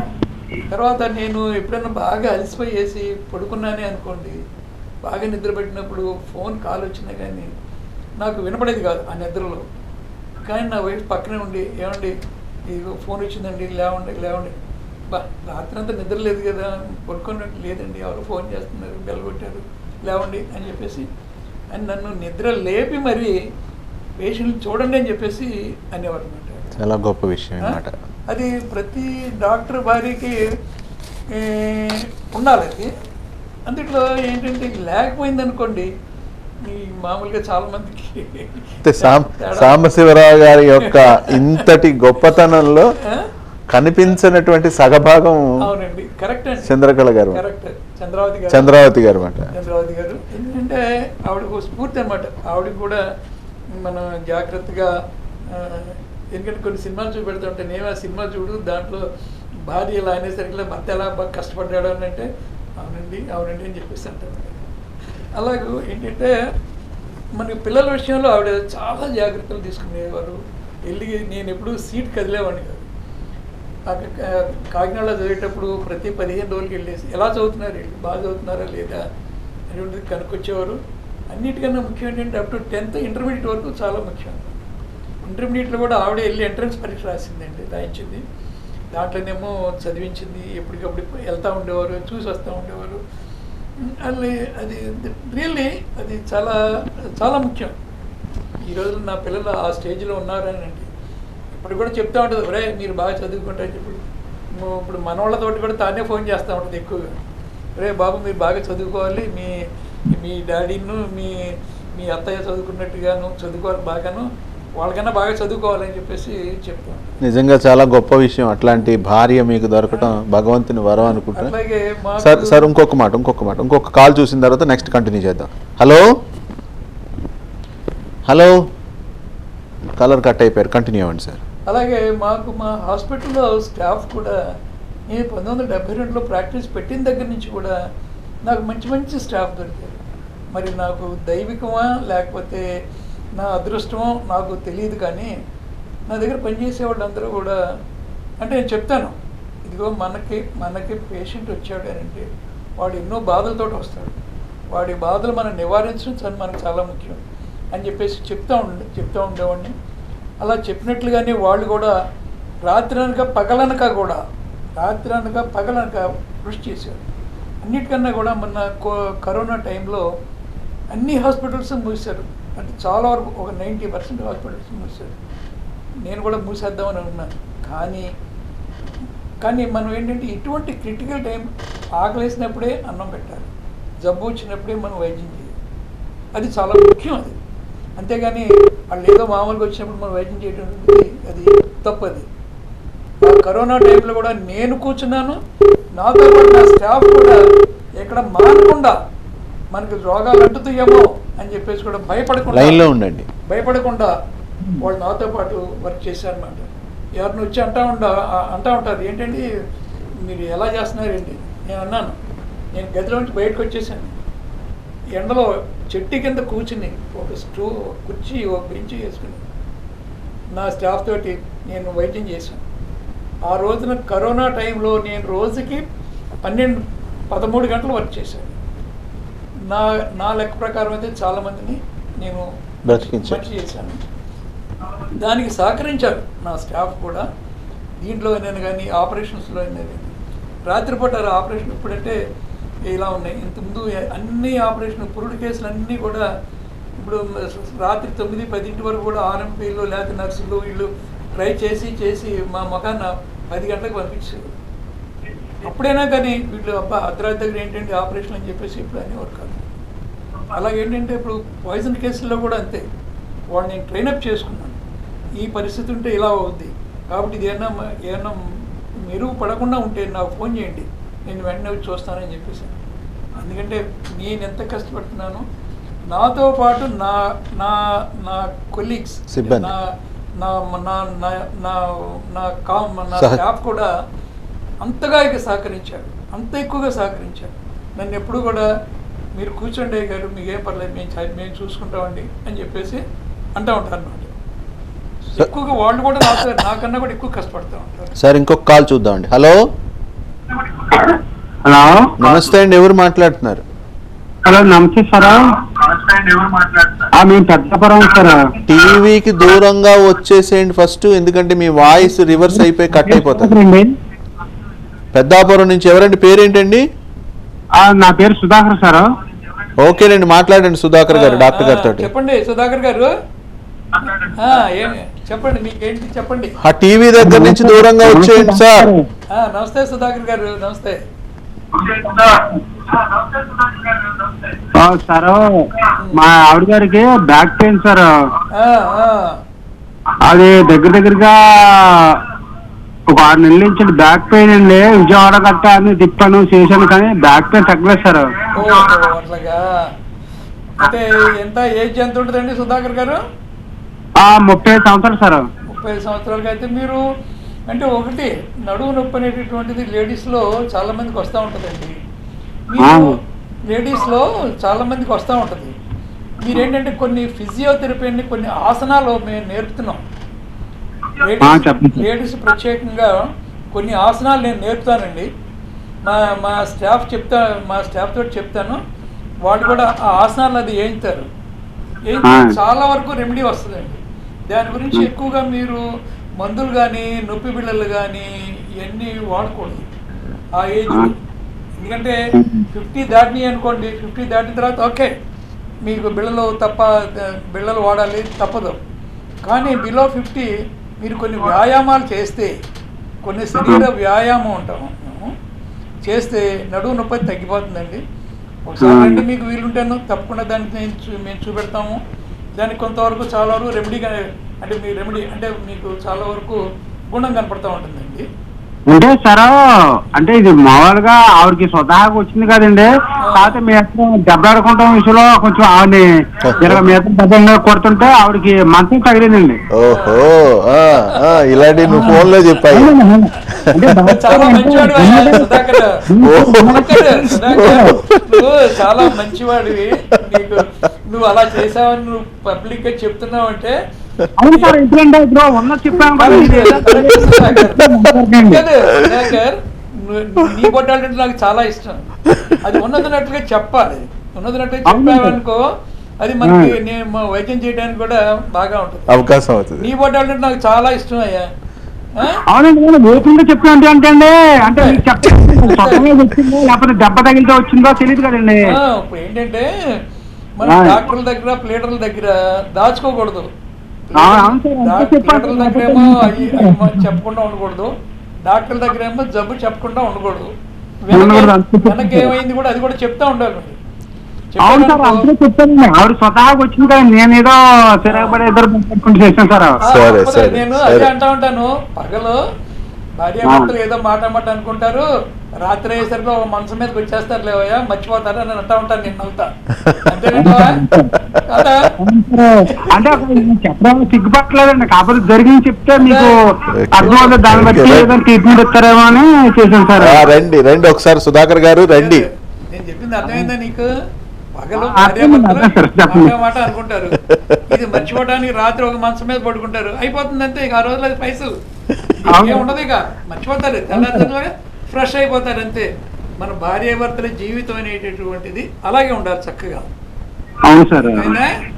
రైట్ సుధాకర్, నువ్వు వీళ్ళందరికన్నా కూడా నువ్వు చెప్పింది నాకు చాలా నచ్చింది. అంటే ఏంటో సార్, అంటే పెద్ద సలహా తీసుకుందాం కూడా నేను జరిగి చెప్తున్నానండి. అంటే నేను సిగ్గుపడతాం లేకపోతే అంటే నా వల్ల బాగా ఇబ్బంది పడుతుంది ఉద్దేశం చెప్తున్నాను సార్. మనం సిగ్గుపడకూడదు, ప్రతిదీ కూడా చక్కగా చెప్పుకోవాలి సుధాకర్. నువ్వు ఒకసారి మా హాస్పిటల్కి ఇదిగో నేను ఇట్లా ప్రశ్న అడిగానండి మీరు మర్చిపో. నేను ఒకసారి అంటే ఏజ్ వచ్చేసింది కదా, నాకు 76 ఏళ్ళు వచ్చినాయి. నాకు కూడా ఇది ఈ రిమెంబరెన్స్ పవర్ అంటే జ్ఞాపక శక్తి తగ్గిపోతా ఉంది. మా హాస్పిటల్కి వచ్చి నేను సుధాకర్ అంటే ఆ రోజుల్లో మీరు నాతోటి మాట్లాడారు అని చెప్పు. నేను చాలా సంతోషపడతాను సుధాకర్. ఓకే సార్, అంటే ఉన్నది చెప్పాలని చెప్పింది సార్. అదే నేను చెప్పేది. సరే సుధాకర్, మరి మిగతా వాళ్ళు ఎవరో మాట్లాడతానని అంటున్నారు, మన ఇద్దరు కలుగుతాం తర్వాత. Okay right Sudhakar. సమయం అయిపోతుంది కాబట్టి చివరిగా ఒక కాల్ మాత్రమే తీసుకోబడుతుంది, దయచేసి ప్రేక్షకులు గమనించమని కోరుతున్నాను. చెప్పండి సార్. డాక్టర్ గారు మీ కుమారుడు గురించి చెప్పలేదు. మా అబ్బాయి అండి, ఇద్దరికి నేను చెప్పాను కదా, ఇద్దరిని మా ఆవిడే చదివించిందండి. అది సీట్ వచ్చేటట్టుగా చేసింది, ఇద్దరు చదువుకున్నారు. మా అమ్మాయి ఏమో అమెరికా, మా కొలీగ్ వాళ్ళ అబ్బాయి ఆడొచ్చి అమెరికా నుంచి వచ్చి ఒరే మీ అమ్మాయిని మా అబ్బాయికి ఇవ్వా అని చెప్పేసి అడిగాడు. నాకు అసలు అమెరికా ఇవ్వాలని నాకు ఇష్టం లేదు, నేను ఇండియాలోనే ఇస్తాను మా అమ్మాయిని, అది కూడా కానీ వెస్ట్ గోదావరి ఇది ఈస్ట్ గోదావరిలోనే ఇస్తాను, ఈ జిల్లాలు కూడా దాటినాను. నీ మొహం నీకు తెలియదులేరా అని చెప్పేసి బలవంతంగా పెళ్లి చేస్తున్నాడు వాళ్ళ అబ్బాయికి. సరే వాళ్ళు కూడా దే ఆర్ డూయింగ్ వెల్. మా అమ్మాయి ఏమో కార్డియాలజిస్ట్, ఆయనేమో కార్డియోథొరాసిక్ సర్జన్. మా అబ్బాయి కూడా చక్కగా చదువుకున్నాడు. వీడు కూడా ఏమో అమెరికాలో ఉన్నాడు 15 years. సరే నేను మా ఆవిడ వస్తున్నాం ఇద్దరు. అక్కడేమో ఆడు అమెరికాలో ఉండగా వాడిని నేను ఏదో మీటింగ్కి వెళ్తాను, మేము కూర్చున్నాము. ఒక ఆయన మా కిషోర్ వాళ్ళ మా చీఫ్ని అడిగారు, ఏంటి మీ బుల్లెట్ రాలేదు ఏంటి అని అన్నాడు.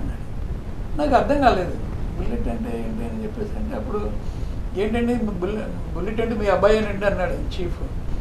ఏంటన్నా అంటే బుల్లెట్ లాగా మంచి సర్జరీలు బాగా చేస్తాడు, వీళ్ళందరూ కూడా చాలా మీ కిషోర్ అంటే చాలా ఇష్టం అని చెప్పేసి అన్నారు. నాకు చాలా సంతోషం అనిపించిన తర్వాత సార్ నేను మా ఆవిడ కలిపి ఫ్లైట్లో వచ్చేస్తా అనుకున్నాం అనమాట. ఇంకెందుకు మనం ఏదో కొద్ది ఆస్తి సంపాదించాం, ఇది అమ్మేసి మనం బ్రతుకుండగానే అమ్మేసాం అనుకో, ఏదో మనకే బాగుంటుంది ఆడికే బాగుంటుంది, మనం ఇచ్చేసేద్దాం అని చెప్పేసి అనుకున్నాం. అన్న తర్వాత ఫైన్ మార్నింగ్ వాడు ఫోన్ చేశాడు, డాడీ నాకు ఇండియా వచ్చేస్తున్నాం మేము ఇద్దరం అని. అదేంట్రా మీరిద్దరు మాట్లాడుకోండి, నా ఫోర్స్ ఏం లేదు, మీరు కావాలంటే రండి లేకపోతే అక్కడే ఉండండి అని అన్నాను. మీరు అక్కడ ఉండండి అన్నాను. లేదు డాడీ అని అన్నాడు. ఇప్పుడే ఎందుకురా నేనంటే లేదు డాడీ వచ్చేస్తున్నాం అని అన్నాడు. మీరు సరే అయిపోయింది. వచ్చిన తర్వాత ఓకే హైదరాబాద్లో సెటిల్ అవుతాడని అనుకున్నాం. వాడేం చేశాడు, ఒక రోజున డాడీ నేను ఆల్టర్నేట్ సండేస్ వచ్చేసి మీ ఇక్కడ ఆపరేషన్ చేస్తాను అని. ఒరే బాబు చాగల్లో వచ్చి ఆపరేషన్ చేస్తానని. బాబు నా లెవెల్ వేరు, నీ లెవెల్ వేరు. నేను ఆపరేషన్ ఉందనుకో నీకు చాలా తక్కువకి చేస్తాను, నువ్వు మరి అంత తక్కువకి నీకు వీలు పడదు అని అన్నాను. డాడీ మీరు ఎన్నాళ్ళ నుంచి చేశారు, సో అదే లెవెల్లో చేసుకోండి మీరు. నేను ఆపరేషన్ చేసి వెళ్తానంతే, మీరు ఎంత తీసుకుంటారంటే నాకు తెలియదు, మీరు తీసేసుకోండి నాకేం తెలియదు అని చెప్పాను. రే బాబు నీ ఆపరేషన్ నాకు చాలా ఖర్చు అవుద్ది అని అంటే పర్లేదు డాడీ అని చెప్పాను. అట్లాగే వాడు వచ్చేసి సెకండ్ సాటర్డే 4th సాటర్డే వస్తున్నాడు. వచ్చేసి మంచి ఆపరేషన్లు, ఏది విజయవాడ, కాకినాడ, రాజమండ్రిలో చెయ్యలేని ఆపరేషన్లు కూడా మా అబ్బాయి ట్యాకిల్ చేస్తున్నాడు. మరి రీసెంట్గా నేను కూడా ఇచ్చాను ఒక వార్త, ఎందుకంటే పెద్ద కంతి ఒకటి తీశారు. అవునండి, అదే కణిత వాళ్ళు తీసేటప్పుడు చచ్చిపోతామని చెప్పేసి అన్నారు. ఆ పేషెంట్ ఇంకా చాలా కష్టం అండి అవ్వదని అని అంటే అన్నారు. అంటే ఇక ఆడేమంటున్నారంటే ఇంకెందు లేరా చచ్చిపోతానులే అని చెప్పేసి అన్నారు. కానీ ఎవరో చెప్పారు ఇట్లా చాకులు సాంబశివరావు అబ్బాయి చేస్తున్నాడు అది అని చెప్పేసి. అప్పుడు ఇక్కడికి వచ్చాడన్నమాట. ఇక్కడ వచ్చేసి ఏండయ్య గారు మరి ఏంటంటే చేసేస్తానని చెప్పేసాను. అలాగే చేసాడు, చాలా బాగున్నాడు. అటువంటి ఆపరేషన్లో కోలోరెక్టల్ సర్జరీ అన్నమాట. అంటే యానస్, పెద్ద ప్రేగు, చిన్న ప్రేగులు సూపర్ స్పెషలిస్ట్. సార్ ఇంకొక కాల్ చూసిన తర్వాత కంటిన్యూ అవుతుంది. హలో అయ్యా, టీవీకి దూరంగా వచ్చేయండి, టీవీలో చూసి మాట్లాడుతున్నారు మీరు. మీ పేరు చెప్తారా? సార్ నా పేరు పోసుబాబు అండి. పోసుబాబు గారు ఎక్కడి నుంచి అండి? ఆరికిరేవలండి. ఆరికిరేవల. మాట్లాడండి డాక్టర్ గారితో. చెప్పండి పోసుబాబు, ఏంటి బాగున్నావా? బాగున్నాను సార్. Very good. ఏంటి ఏం చేస్తున్నావు చెప్పండి. మోకాలు నొప్పి వస్తుందండి మార్నింగ్ లేవగానే. వయసు ఎంత? మార్నింగ్ వయసు ఎంత? 40 years అండి. బరువు ఎంత? బరువు అండి 70 ఉన్నాయండి. రైట్, మాట్లాడు ఇప్పుడు మాట్లాడు. 70 kgs అంటే పర్వాలేదు పోసుబాబు. అంటే నువ్వు ఏ పని చేస్తావు? వ్యవసాయంలోనే ఉంటావా? అదంతా చేస్తానండి. Very good, very good. అంటే నీకు మోకాళ్ళ నొప్పులు అనేటువంటి తప్ప మామూలుగా ఒక లెవెల్లో వస్తూ ఉంటాయి బాబు. గురించి నీకు కొంచెం మంచి ఆహారం తీసుకో, అంటే కాల్షియము, ఐరన్ ఉన్నటువంటి ఆహారం తీసుకో. ఎక్కువగా నొప్పులు ఉన్నప్పుడు మోకాళ్ళ నొప్పులు అని చెప్పేసి ఉంటాయి, ఆ నొప్పులు బిళ్ళ వేసుకోండి, పర్వాలేదు. అంటే అలా అని కాదు, ఒకసారి వైద్య అలా కాదు పోసుబాబు గారు. పోసుబాబు గారు ఒకసారి ఎందుకంటే డాక్టర్ చెకప్ చేయించుకున్న తర్వాత మీరు వైద్యం చేయించుకోవాలి తప్ప మీ సొంత వైద్యంతో కాదు. డాక్టర్ గారు చెప్పేది ఏంటంటే ఇంతకు ముందు ఏమైనా చేసి ఉంటే కనుక దాన్ని ఫాలో అవ్వచ్చు, లేకపోతే నేరుగా ఒకసారి చాగల్లో వస్తే డాక్టర్ గారిని చూస్తే కనుక అదే డాక్టర్ గారి చేత చూపించుకుంటే కనుక అప్పుడు ఆయన సంబంధించిన వైద్యాన్ని చేసుకోవడానికి బాగుంటుందని.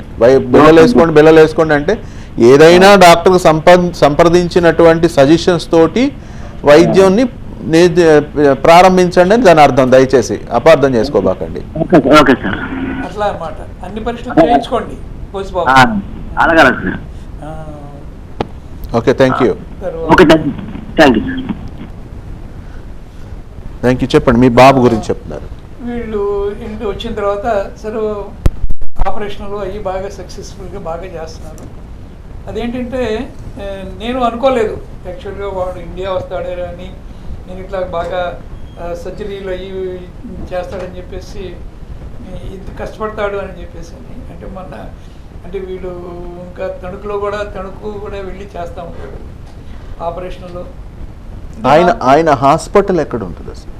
ఈ ఎపోలో, జూబ్లీ హిల్స్ ఎపోలో వర్క్ చేస్తున్నాడు. ఇది కోలోరెక్టల్ యూనిట్ అని చెప్పేసి గ్లోబల్లో పనిచేసేవాడు. మన ప్రతాప్ సి రెడ్డి అని చెప్పేసి ఆయన పర్టికులర్గా వీడి ఎఫిషియన్సీ చూసి, అంటే ప్రతాప్ సి రెడ్డి అంటే ఈజ్ మల్టీ మిలియనీర్. ఆయన మామూలు వాళ్ళని ఎప్పుడంటే ముందు ఆయన హాస్పిటల్, ఎపోలో హాస్పిటల్ అని చెప్పేసి ఫస్ట్లో చెన్నైలో స్టార్ట్ చేశారు. ఈజ్ ఏ డాక్టర్ అనమాట. ఆయన వీడి గురించి తెలుసుకుని, Kishore I want your services in my hospital, why don't you come అని చెప్పేసి అన్నాడు. అంటే ఇప్పుడు దీంట్లో ఏంటంటే రోబోటిక్ సర్జరీ అని చెప్పేసి ఇది లేటెస్ట్గా డెవలప్ చేశాడు వీడు. దాంట్లో రోబోటిక్ సర్జరీ అనేటటువంటిది వీడి అంటే వీడి బాగా ఇష్టమైనటువంటి సబ్జెక్ట్ అనమాట. దాంట్లో వీడు బాగా నిష్ణాతుడు అయ్యాడు.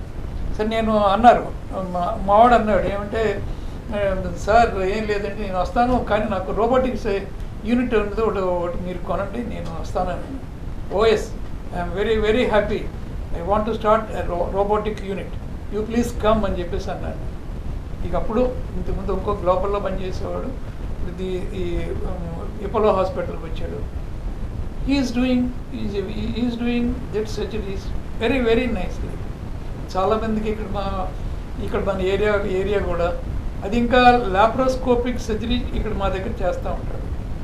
ఎందుకంటే వాడు వచ్చేటప్పుడే ఒక 1.5 crores వర్త్ ఆఫ్ మిషనరీ అంతా తెచ్చుకున్నాడు వాడు. నేను కూడా వాడికి తగ్గట్టుగానే ఒక 60-70 lakhs ఖర్చు పెట్టి వాడికి అమెరికాలో ఆపరేషన్ థియేటర్ ఎలా ఉంటుందో అదే సేమ్ ఫెసిలిటీస్ దాన్ని ఏమంటామంటే లామినార్ థియేటర్ అని చెప్పేసి అంటాం.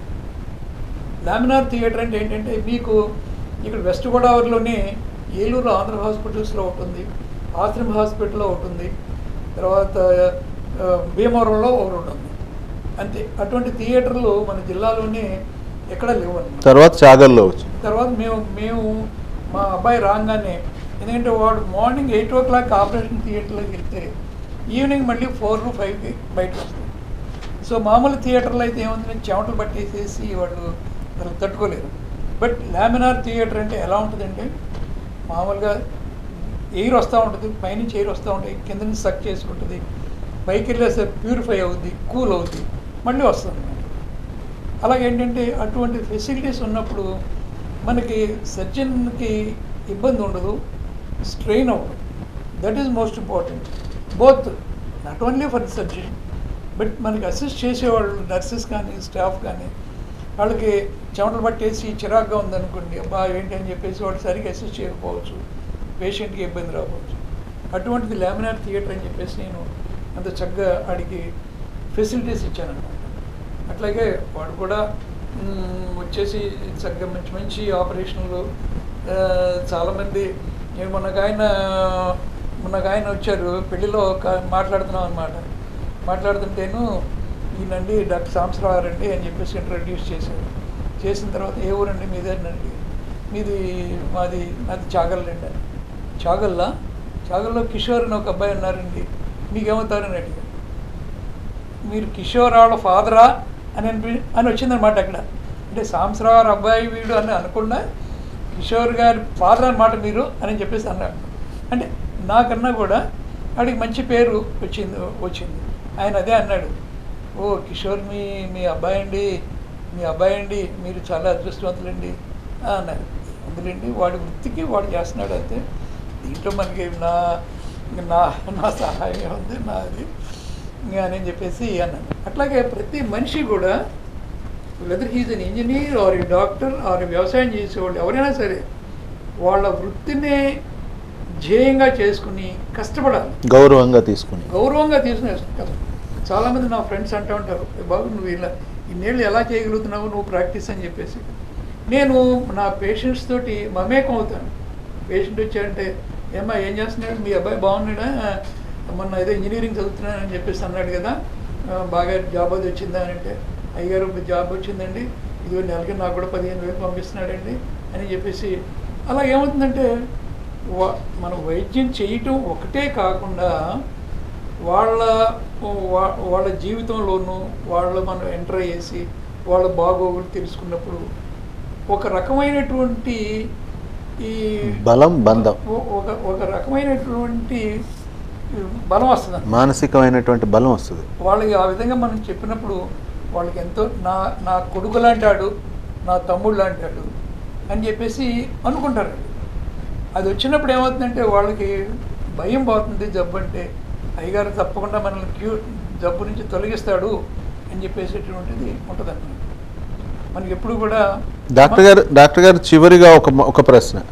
మీ హాస్పిటల్కి వస్తే స్మైల్ విత్ అంటే నవ్వుతూ ఉండండి, నవ్వుతూ మాట్లాడండి, నవ్వుతూ జీవించండి అని చెప్తా ఉంటారు. మీరు కూడా హాస్పిటల్లో ఇంచుమించు అట్లానే ఉంటారు. దీని రహస్యం ఏంటో చెప్పాలి. ఒకసారి ఆయన డాక్టర్ గోపాలకృష్ణ గారు, ఆయన డాక్టర్ విమల గోపాలకృష్ణ గారు, నేను మామూలుగా వెళ్ళాను.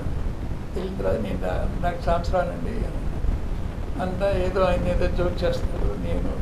నేను దమ్మరు డాక్టర్ ఇద్దరం కలిసి వెళ్ళాం, ఏదో మాట్లాడుకున్నాం. ఏమంటే ఈయన సక్సెస్ఫుల్ డాక్టర్ అవుతాడండి అన్నాడు ఆయన. మిమ్మల్ని చూసి నన్ను చూసి ఏంటంటే నన్ను అడిగాడు ఆయన దమ్మవరం డాక్టర్ గారు. ఈయన స్మైల్ ఈయన పైకి తీసుకొస్తుందండి అన్నాడు. అంటే మరి స్మైల్ అంటే మరి అస్తమానం నవ్వుతూ ఉంటే ఎలా కుదురుతుందండి, మరి సీరియస్ కేసులు ఉంటాయి కదా అని అన్నాను నేను.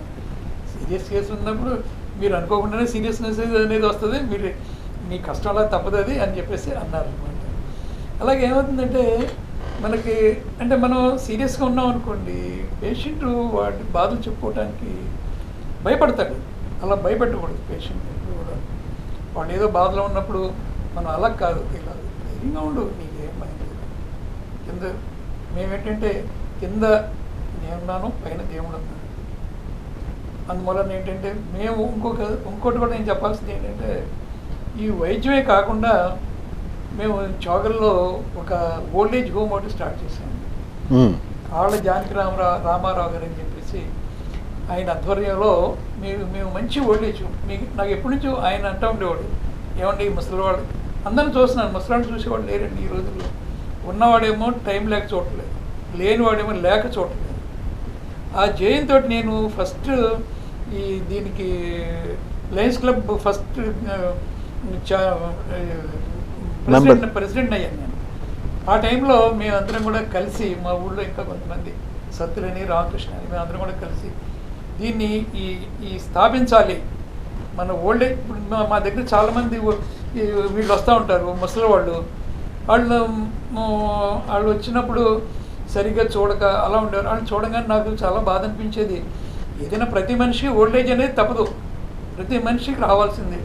వీళ్ళకి ఏ విధంగా మనం సంతోషం చేయాలి అని అనిపించేది. అంతలో ఈయన జానకిరామ్ గారిని ఆయన తారసపడ్డారు. ఇది అన్నీ తిరిగాం, చాలా చోట్ల తిరిగాము. మంచి ప్లేస్లో మంచి వాతావరణంలో మేము సక్సెస్ఫుల్గా రన్ చేస్తున్నాం అనమాట. అంటే ఇప్పుడు అక్కడికి ఎవరైనా జాయిన్ చేయించాలంటే ఏమైనా అమౌంట్ కట్టాలండి? అంటే మేము నెలకి 1500 తీసుకుంటున్నామండి. అంటే రోజుకి 50 రూపాయలు ఒక వ్యక్తికి. అంటే మేము పొద్దున్నే టీ ఇస్తాము, తర్వాత టిఫిన్ పెడతాము 7 గంటలకి, 12 గంటలకు భోజనం పెడతాము, మళ్ళీ సాయంత్రం 5 గంటలకి టీ ఇస్తామండి, టీను స్నాక్స్ ఇస్తాము, రాత్రి 7 గంటలకి భోజనం పెడతామండి. మాకు రోజుకి 50 రూపాయలు మేము తీసుకుంటాము. అంటే అంటూ ఉంటారు, ఏమంటే మీరు సరిగ్గా భోజనం పెట్టరా, ఇదేంటి 50 రూపాయలు మీరేం పెడతారండి భోజనం అని చెప్పేసి అంటారు. లేదు, మా దగ్గరికి మేము బోర్డు డొనేషన్లు కలెక్ట్ చేశాము. మనమే కనుక మన మంచి సత్ప్రవర్తన మనం చక్కగా మెయింటైన్ చేస్తున్నాం అని అనగానే డోనర్స్ చక్కగా ఇస్తారండి. ఈ వ్యక్తి మంచోడు, ఇప్పుడు మా ఫలానా డాక్టర్ మంచోడు, ఫలానా జానకిరామ్ గారు మంచోడు అని అనగానే దాతలు కూడా ఏం ఆలోచించరు. ఇది మనకి వృధా అవ్వదు. ఇది మనం ఇచ్చిన ప్రతి రూపాయి కూడా దాని సద్వినియోగం అవుతుంది, పుణ్యకార్యానికే వెళుతోంది. సద్వినియోగం అవుతుంది, పుణ్యకార్యాన్ని జరుగుతుంది అని అనుకున్నప్పుడు ఇచ్చేవాడు కూడా డాక్టర్ గారు తీసుకోండి అని చెప్పేసి ఆనందంగా ఇస్తాడు. మేము మేము ఓల్డేజ్ హోమ్ స్టార్ట్ చేయబోయేటప్పుడు కూడా ముందే మేము డొనేషన్కి వెళ్ళాం. ఆయన 10 లక్షలు ఇచ్చాడు, నేను 10 లక్షలు ఇచ్చాను. ముందు పునాదులు వేసాం, వేసి ఫోటో తీసి అప్పుడు ప్రతి వాళ్ళ దగ్గరికి వెళ్ళాం. అంతే ముందే మాకు 50,000 డొనేషన్ ఇవ్వండి అని అంటే ఏమో ఒక్కొక్కరు ఒక రకంగా రియాక్ట్ అవ్వదు. సుమారు ఎంతమందిని ఇప్పుడు అందులో మీరు పోషిస్తున్నారు? దాంట్లో మొత్తం ఒక 50 మంది ఉంటున్నారండి. మొత్తం 60 గదులు ఉన్నాయి, మంచి డైనింగ్ హాల్ ఉంటుంది. అంటే ఇప్పుడు ఇక్కడ వాళ్ళే తీసుకురావచ్చా, దూరంగా ఉన్న వాళ్ళు ఎవరైనా రావచ్చు అండి, ఏ ఊరు వాళ్ళైనా కానీ రావచ్చు. మాకు ఎప్పుడు ఫుల్గా ఉంటుందండి. మా ఓల్డ్ ఏజ్ హోమ్ మాకు ఇప్పుడు వెయిటింగ్ లిస్ట్లో ఉంటారండి. ఏమంటే మేము జాయిన్ అని అంటూ ఉంటారు అన్నమాట. ఓకే డాక్టర్ గారు, చివరిగా మా ప్రేక్షకులకి వైద్యునిగా అంటే ఏం లేదు, ఒక మంచి సలహా. ప్రతి ఆరోగ్యంగా బ్రతకాలంటే ఏం చేయాలి? అందరూ కూడా చక్కగా అంటే ఒకసారి టెస్టులు చేయించుకుంటా ఉండండి తరచుగా అంటే ఒక సంవత్సరానికి 2 ఏళ్ళకి ఈ వయసును బట్టి 40 ఇయర్స్ దాటిన తర్వాత హాస్పిటల్కి వచ్చేసి బ్లడ్, యూరిన్ టెస్టులు చేయించుకోండి. ఇదేంటి ప్రివెంటివ్ అంటే రాకుండానే ముందు మనం జాగ్రత్త పెడితే మనకి స్వల్ప ఖర్చులతోటి మనం ఆ వ్యాధి రాకుండా మనం ఉండొచ్చు అన్నమాట. తీరా వచ్చిన తర్వాత మనం ఇన్ని వేలు ఖర్చు పెట్టేదానికన్నా కూడా రాకుండా ముందే మనం చేసేసుకున్నాం అనుకోండి, మీకు చాలా ఆరోగ్యంగా ఉంటుంది, మాకు కూడా చాలా సంతోషంగా ఉంటుంది అన్నమాట. నేను అదే చెప్తాను. ఫర్ ఎగ్జాంపుల్ 24 గంటలు నొప్పి వచ్చింది అనుకోండి, నొప్పి రాగానే ఒకరోజు చూసి వెంటనే రెండురా బాబు అదే కనుక మళ్ళీ 24 గంటలు దాటింది అనుకో పగిలిపోతుంది, అది మళ్ళీ కడుపంతా దోషం పెరిగిపోతుంది, అప్పుడు ఆపరేషన్ చేయటం మాకు కష్టమే, మీకు మందులు ఎక్కువ ఖర్చు అయిపోతే మీరు ఎక్కువ బాధపడాలి అని చెప్పేసి చెప్తూ ఉంటాను అనమాట. అట్లాగే మీరు ఏమాత్రం కొద్దిగా మీ ఊళ్ళో ఆర్ఎంపీలు ఎవరో ఒకళ్ళు ఉంటారు, ఒకరోజు చూడండి జ్వరం కానీ కడుపు నొప్పి కానీ ఒక రోజున్నర చూడండి, తగ్గకపోతే వెంటనే డాక్టర్ దగ్గరికి వెళ్ళండి, పెద్ద డాక్టర్ దగ్గరికి. అందరూ నా దగ్గరికి రావాలని లేదు, బట్ ఫస్ట్లో మీరు కొంతవరకు ఆర్ఎంపీలు పిఎంపీలు సలహా తీసుకోండి, కొంతవరకు వైద్యం చేయించుకోండి. కొంతమంది ఉన్నారంటే బాగానే ఉంటారు, అందువల్ల నాకు కొంత హెల్ప్ తీసుకుని 1 రోజు 2 రోజుల కన్నా ఎక్కువ ఉండకుండా మామూలుగా ఏదో మంచి హాస్పిటల్కి వెళ్ళేసి జాగ్రత్తగా చేయించుకోండి. అది కూడా కాకుండా ప్రతి వాళ్ళు కూడా ఈ మందు అనేటువంటిది మానేసేయండి. అన్ని కూడా లిక్కర్ అనేటువంటిది మీరు తాగొద్దు. అది ఏంటంటే మనిషి కొన్ని నరాలు మన నీళ్ళలో గడ్డేస్తే ఎలా చీకిపోతా అంటే స్లోగా అలాగే చీకిపోతాయి, నరాలన్నీ కూడా చీకిపోతాయి. మీరు 70-80 ఏళ్ళు బ్రతకాల్సిన వాళ్ళు 40 ఏళ్ళకి అయిపోతారు. ఎందుకంటే ఇది ఇలా ఉండటంలో ఆ లిక్కర్ అనేటటువంటిది ఏంటంటే అది నరాలనే కాదు, లివర్ని బాడీ చేస్తుంది, ప్యాంక్రియాస్ని బాడీ చేస్తుంది. అవన్నీ కూడా ఇర్రికవరబుల్, అంటే మీకు దాన్ని మళ్ళీ బాగు చేద్దామన్నా కానీ బాగుపడవు. ఇక కొన్ని మందులే ఉన్నాయి, అవి కొంతకాలమే పనిచేస్తాయి, ఒక స్టేజ్ దాటిన తర్వాత ఆ మందులు కూడా పనిచేయవన్నమాట. అందువల్ల ఏంటంటే మీరు 70-80 ఏళ్ళు బ్రతకాల్సిన వాళ్ళు 40 ఏళ్ళకి 35 ఏళ్ళకి, నేను ఇప్పుడు మధ్యలో చూస్తూ ఉంటాను 35 ఏళ్ళకి వాళ్ళకి కడుపు పురుగు వచ్చేసి నరాల బలహీనత వచ్చేసి ఇలాగ బాధపడుతూ ఉంటారు అన్నమాట. చెప్తాను రే జాగ్రత్తగా ఉండండి అని చెప్పేసి. దాంతోపాటు ఏంటంటే ఈ మామూలు ఇప్పుడు మంచి గాలి, ప్రతి మనిషి కూడా హార్డ్ వర్క్ చేయడం నేర్చుకోండి. అంటే చాలామందిని అడుగుతూ ఉంటారు, ఏమంటే మీకు 76 ఏళ్ళు వచ్చినాయి కదా, ఏంటి ఇంకా మీరు ఇలాగే ఉన్నారేంటి అని అడుగుతూ ఉంటారు. ఏం లేదు, మీరు చక్కగా ఎక్సర్సైజ్ చేయండి. మీకు ఏంటంటే సైకిల్ తొక్కండి, మోటార్ సైకిల్ మీద ఎక్కువగా వెళ్ళొద్దు, సాధ్యమైనంత కూడా సైకిల్ తొక్కండి. మీరు రైతు బిడ్డలే కనుక అయితే పొలం వెళ్ళండి, బాగా కష్టపడి పని చేయండి. తర్వాత చెమట పట్టేటట్లుగా మీరు కష్టపడిన రోజున మీకు ఏ వ్యాధి కూడా అంత తొందరగా రాదు. అది చాలా ముఖ్యం. మంచి ఆహార అలవాట్లు అంటే టైంకి తినమని చెప్పేసి మేము చెప్తాం, కానీ మాకు వీలు పడదు. ఒక రోజునేమో 2ంటికి తింటాం, ఒక రోజు 3ంటికి తింటాం, ఒక రోజు అసలు మధ్యాహ్నం భోజనమే తిన్నాం. అంటే మన శశాంత్ రాజు గారు చెప్తూ ఉంటారు, 6ంటికల్లా మీరు భోజనం చేసేయండి అని. 6ంటికి రాత్రి 10ంటికి భోజనం చేస్తాం మేము. ఏదో భగవంతుడు మాకు అట్లా ఆయుష్ అలా ఇచ్చాడు, టైం కూడా అంతే. అందుకన్నా మన చేతిలో ఉండదు. అంటే పర్టికులర్గా అంటే డాక్టర్లు కానీ ఇంజనీర్లు కానీ వ్యవసాయదారులు కానీ ఎవరికి వీలు పడదు. బట్ సాధ్యమైనంత వరకు కూడా మీరు సమతుల్యమైనటువంటి ఆహారం తీసుకోండి, మంచి అలవాట్లు, మామూలు సిగరెట్లు అది ఎక్కువ కాల్చకూడదు, మామూలుగా లిక్కర్ అనేటువంటి కంప్లీట్గా మానేసేయండి. ఎందుకంటే ఇప్పుడు వచ్చేదంతా కూడా నాటు సారా అని చెప్పేసి కాసేస్తున్నారు. డాక్టర్ గారు ప్రభుత్వ ఆదాయం మీద మీరు దెబ్బ కొడుతున్నారు. నేను అదే అంటా ఉంటాను.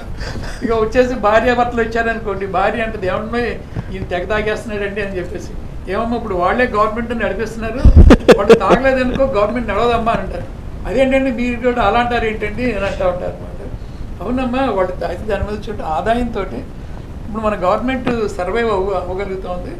వాళ్ళు తాగలేదనుకో ఇప్పుడు ఏమీ లేదండి, గవర్నమెంట్ అంటే జీతాలు ఎవరికి ఇవ్వరండి, ఇవ్వలేరండి, అటువంటి పరిస్థితి వచ్చిందండి, వస్తుందండి. అంటే నేను ఈ గవర్నమెంట్ని క్రిటిసైజ్ చేయటం కాదు, అలా మామూలు ఎవరైనా దీని మీద వచ్చేటువంటి ఆదాయం చాలా ఎక్కువగా ఉంటుంది, చాలా ఎక్కువగా ఉంటుంది. ఎందుకంటే దీని మీద కానీ సిగరెట్ల మీద కానీ ఎక్సైజ్ డ్యూటీ ఏదో జిఎస్టీ అని ఏదో వేసేస్తున్నారు, అంత రేట్లు పెరిగినా కానీ ఎవరు మానలేకపోతున్నారు. ఓకే డాక్టర్ గారు, చాలా థ్యాంక్స్ అండి. డాక్టర్ గారి గురించి అయితే ఇంకా చాలా చెప్పాల్సి ఉన్నాయి. ఎందుకంటే డాక్టర్ గారు వైద్య వృత్తే కాదు, సైమెంటెన్స్గా సేవా వృత్తి కూడా చేస్తుంటారు. అంటే సేవా కార్యక్రమాలు చాగలు గ్రామంలో ఇప్పుడు చెప్పారు, వారి నోటితో వారు చెప్పారు, వృద్ధాశ్రమం ఒకటి చేస్తున్నారు, తర్వాత ఆలయాలు ఒకటి నిర్మాణం చేశారు. అలాగే చాలామందికి ఉచితంగా కూడా చేసినటువంటి సందర్భాలు ఉన్నాయి. సొంత డబ్బులు ఇచ్చి వాళ్ళని చూసినటువంటి సందర్భాలని ఇవన్నీ చెప్పడానికి సమయం లేదు, దాదాపు గంట దాటేసింది. ఏది ఏమైనా మన ప్రేక్షకుల కోసం సాంబశివరావు గారు 5 రూపాయలతో ప్రారంభించిన డాక్టర్ గారు మన దగ్గరికి రావడం, మనందరితో మాట్లాడడం చాలా సంతోషం. చాలా చాలా ధన్యవాదాలు సార్. నేను ఒకటే అనుకున్నానండి, మా పేషెంట్ మా గేట్ దాటి వెళ్ళేటప్పుడు నవ్వుతూ వెళ్ళాలి. ఎందుకు వచ్చాను రా ఇక్కడికి అని చెప్పేసి అనుకోకుండా మనస్ఫూర్తిగా చక్కగా నవ్వుతూ వెళ్తే నాకు అదే సంతోషం. అది నేను కోరుకుంటాను, దేవుణ్ణి కూడా అదే కోరుకుంటాను. నా చేత బాగా పని చేయించు, నా దగ్గరికి వచ్చేటువంటి వాళ్ళకి చక్కగా అన్నీ కూడా నిర్మూలింపజేసేటట్లుగా నాకు ఆ శక్తిని ఇవ్వు అని చెప్పేసి నేను దేవుణ్ణి పూజిస్తాను. Thank you. ఓకే, నమస్కారం. థ్యాంక్ యూ అండి. అందరికీ కూడా నాకు అవకాశం ఇచ్చినందుకు నా యువరాజ్ కేబుల్ వాళ్ళందరికీ కూడా నాకు నమస్కారాలు తెలియజేస్తాను. Thank you very much. మరొక అతిథితో మరొకసారి కలుద్దాం. అంతవరకు సెలవు. నమస్తే.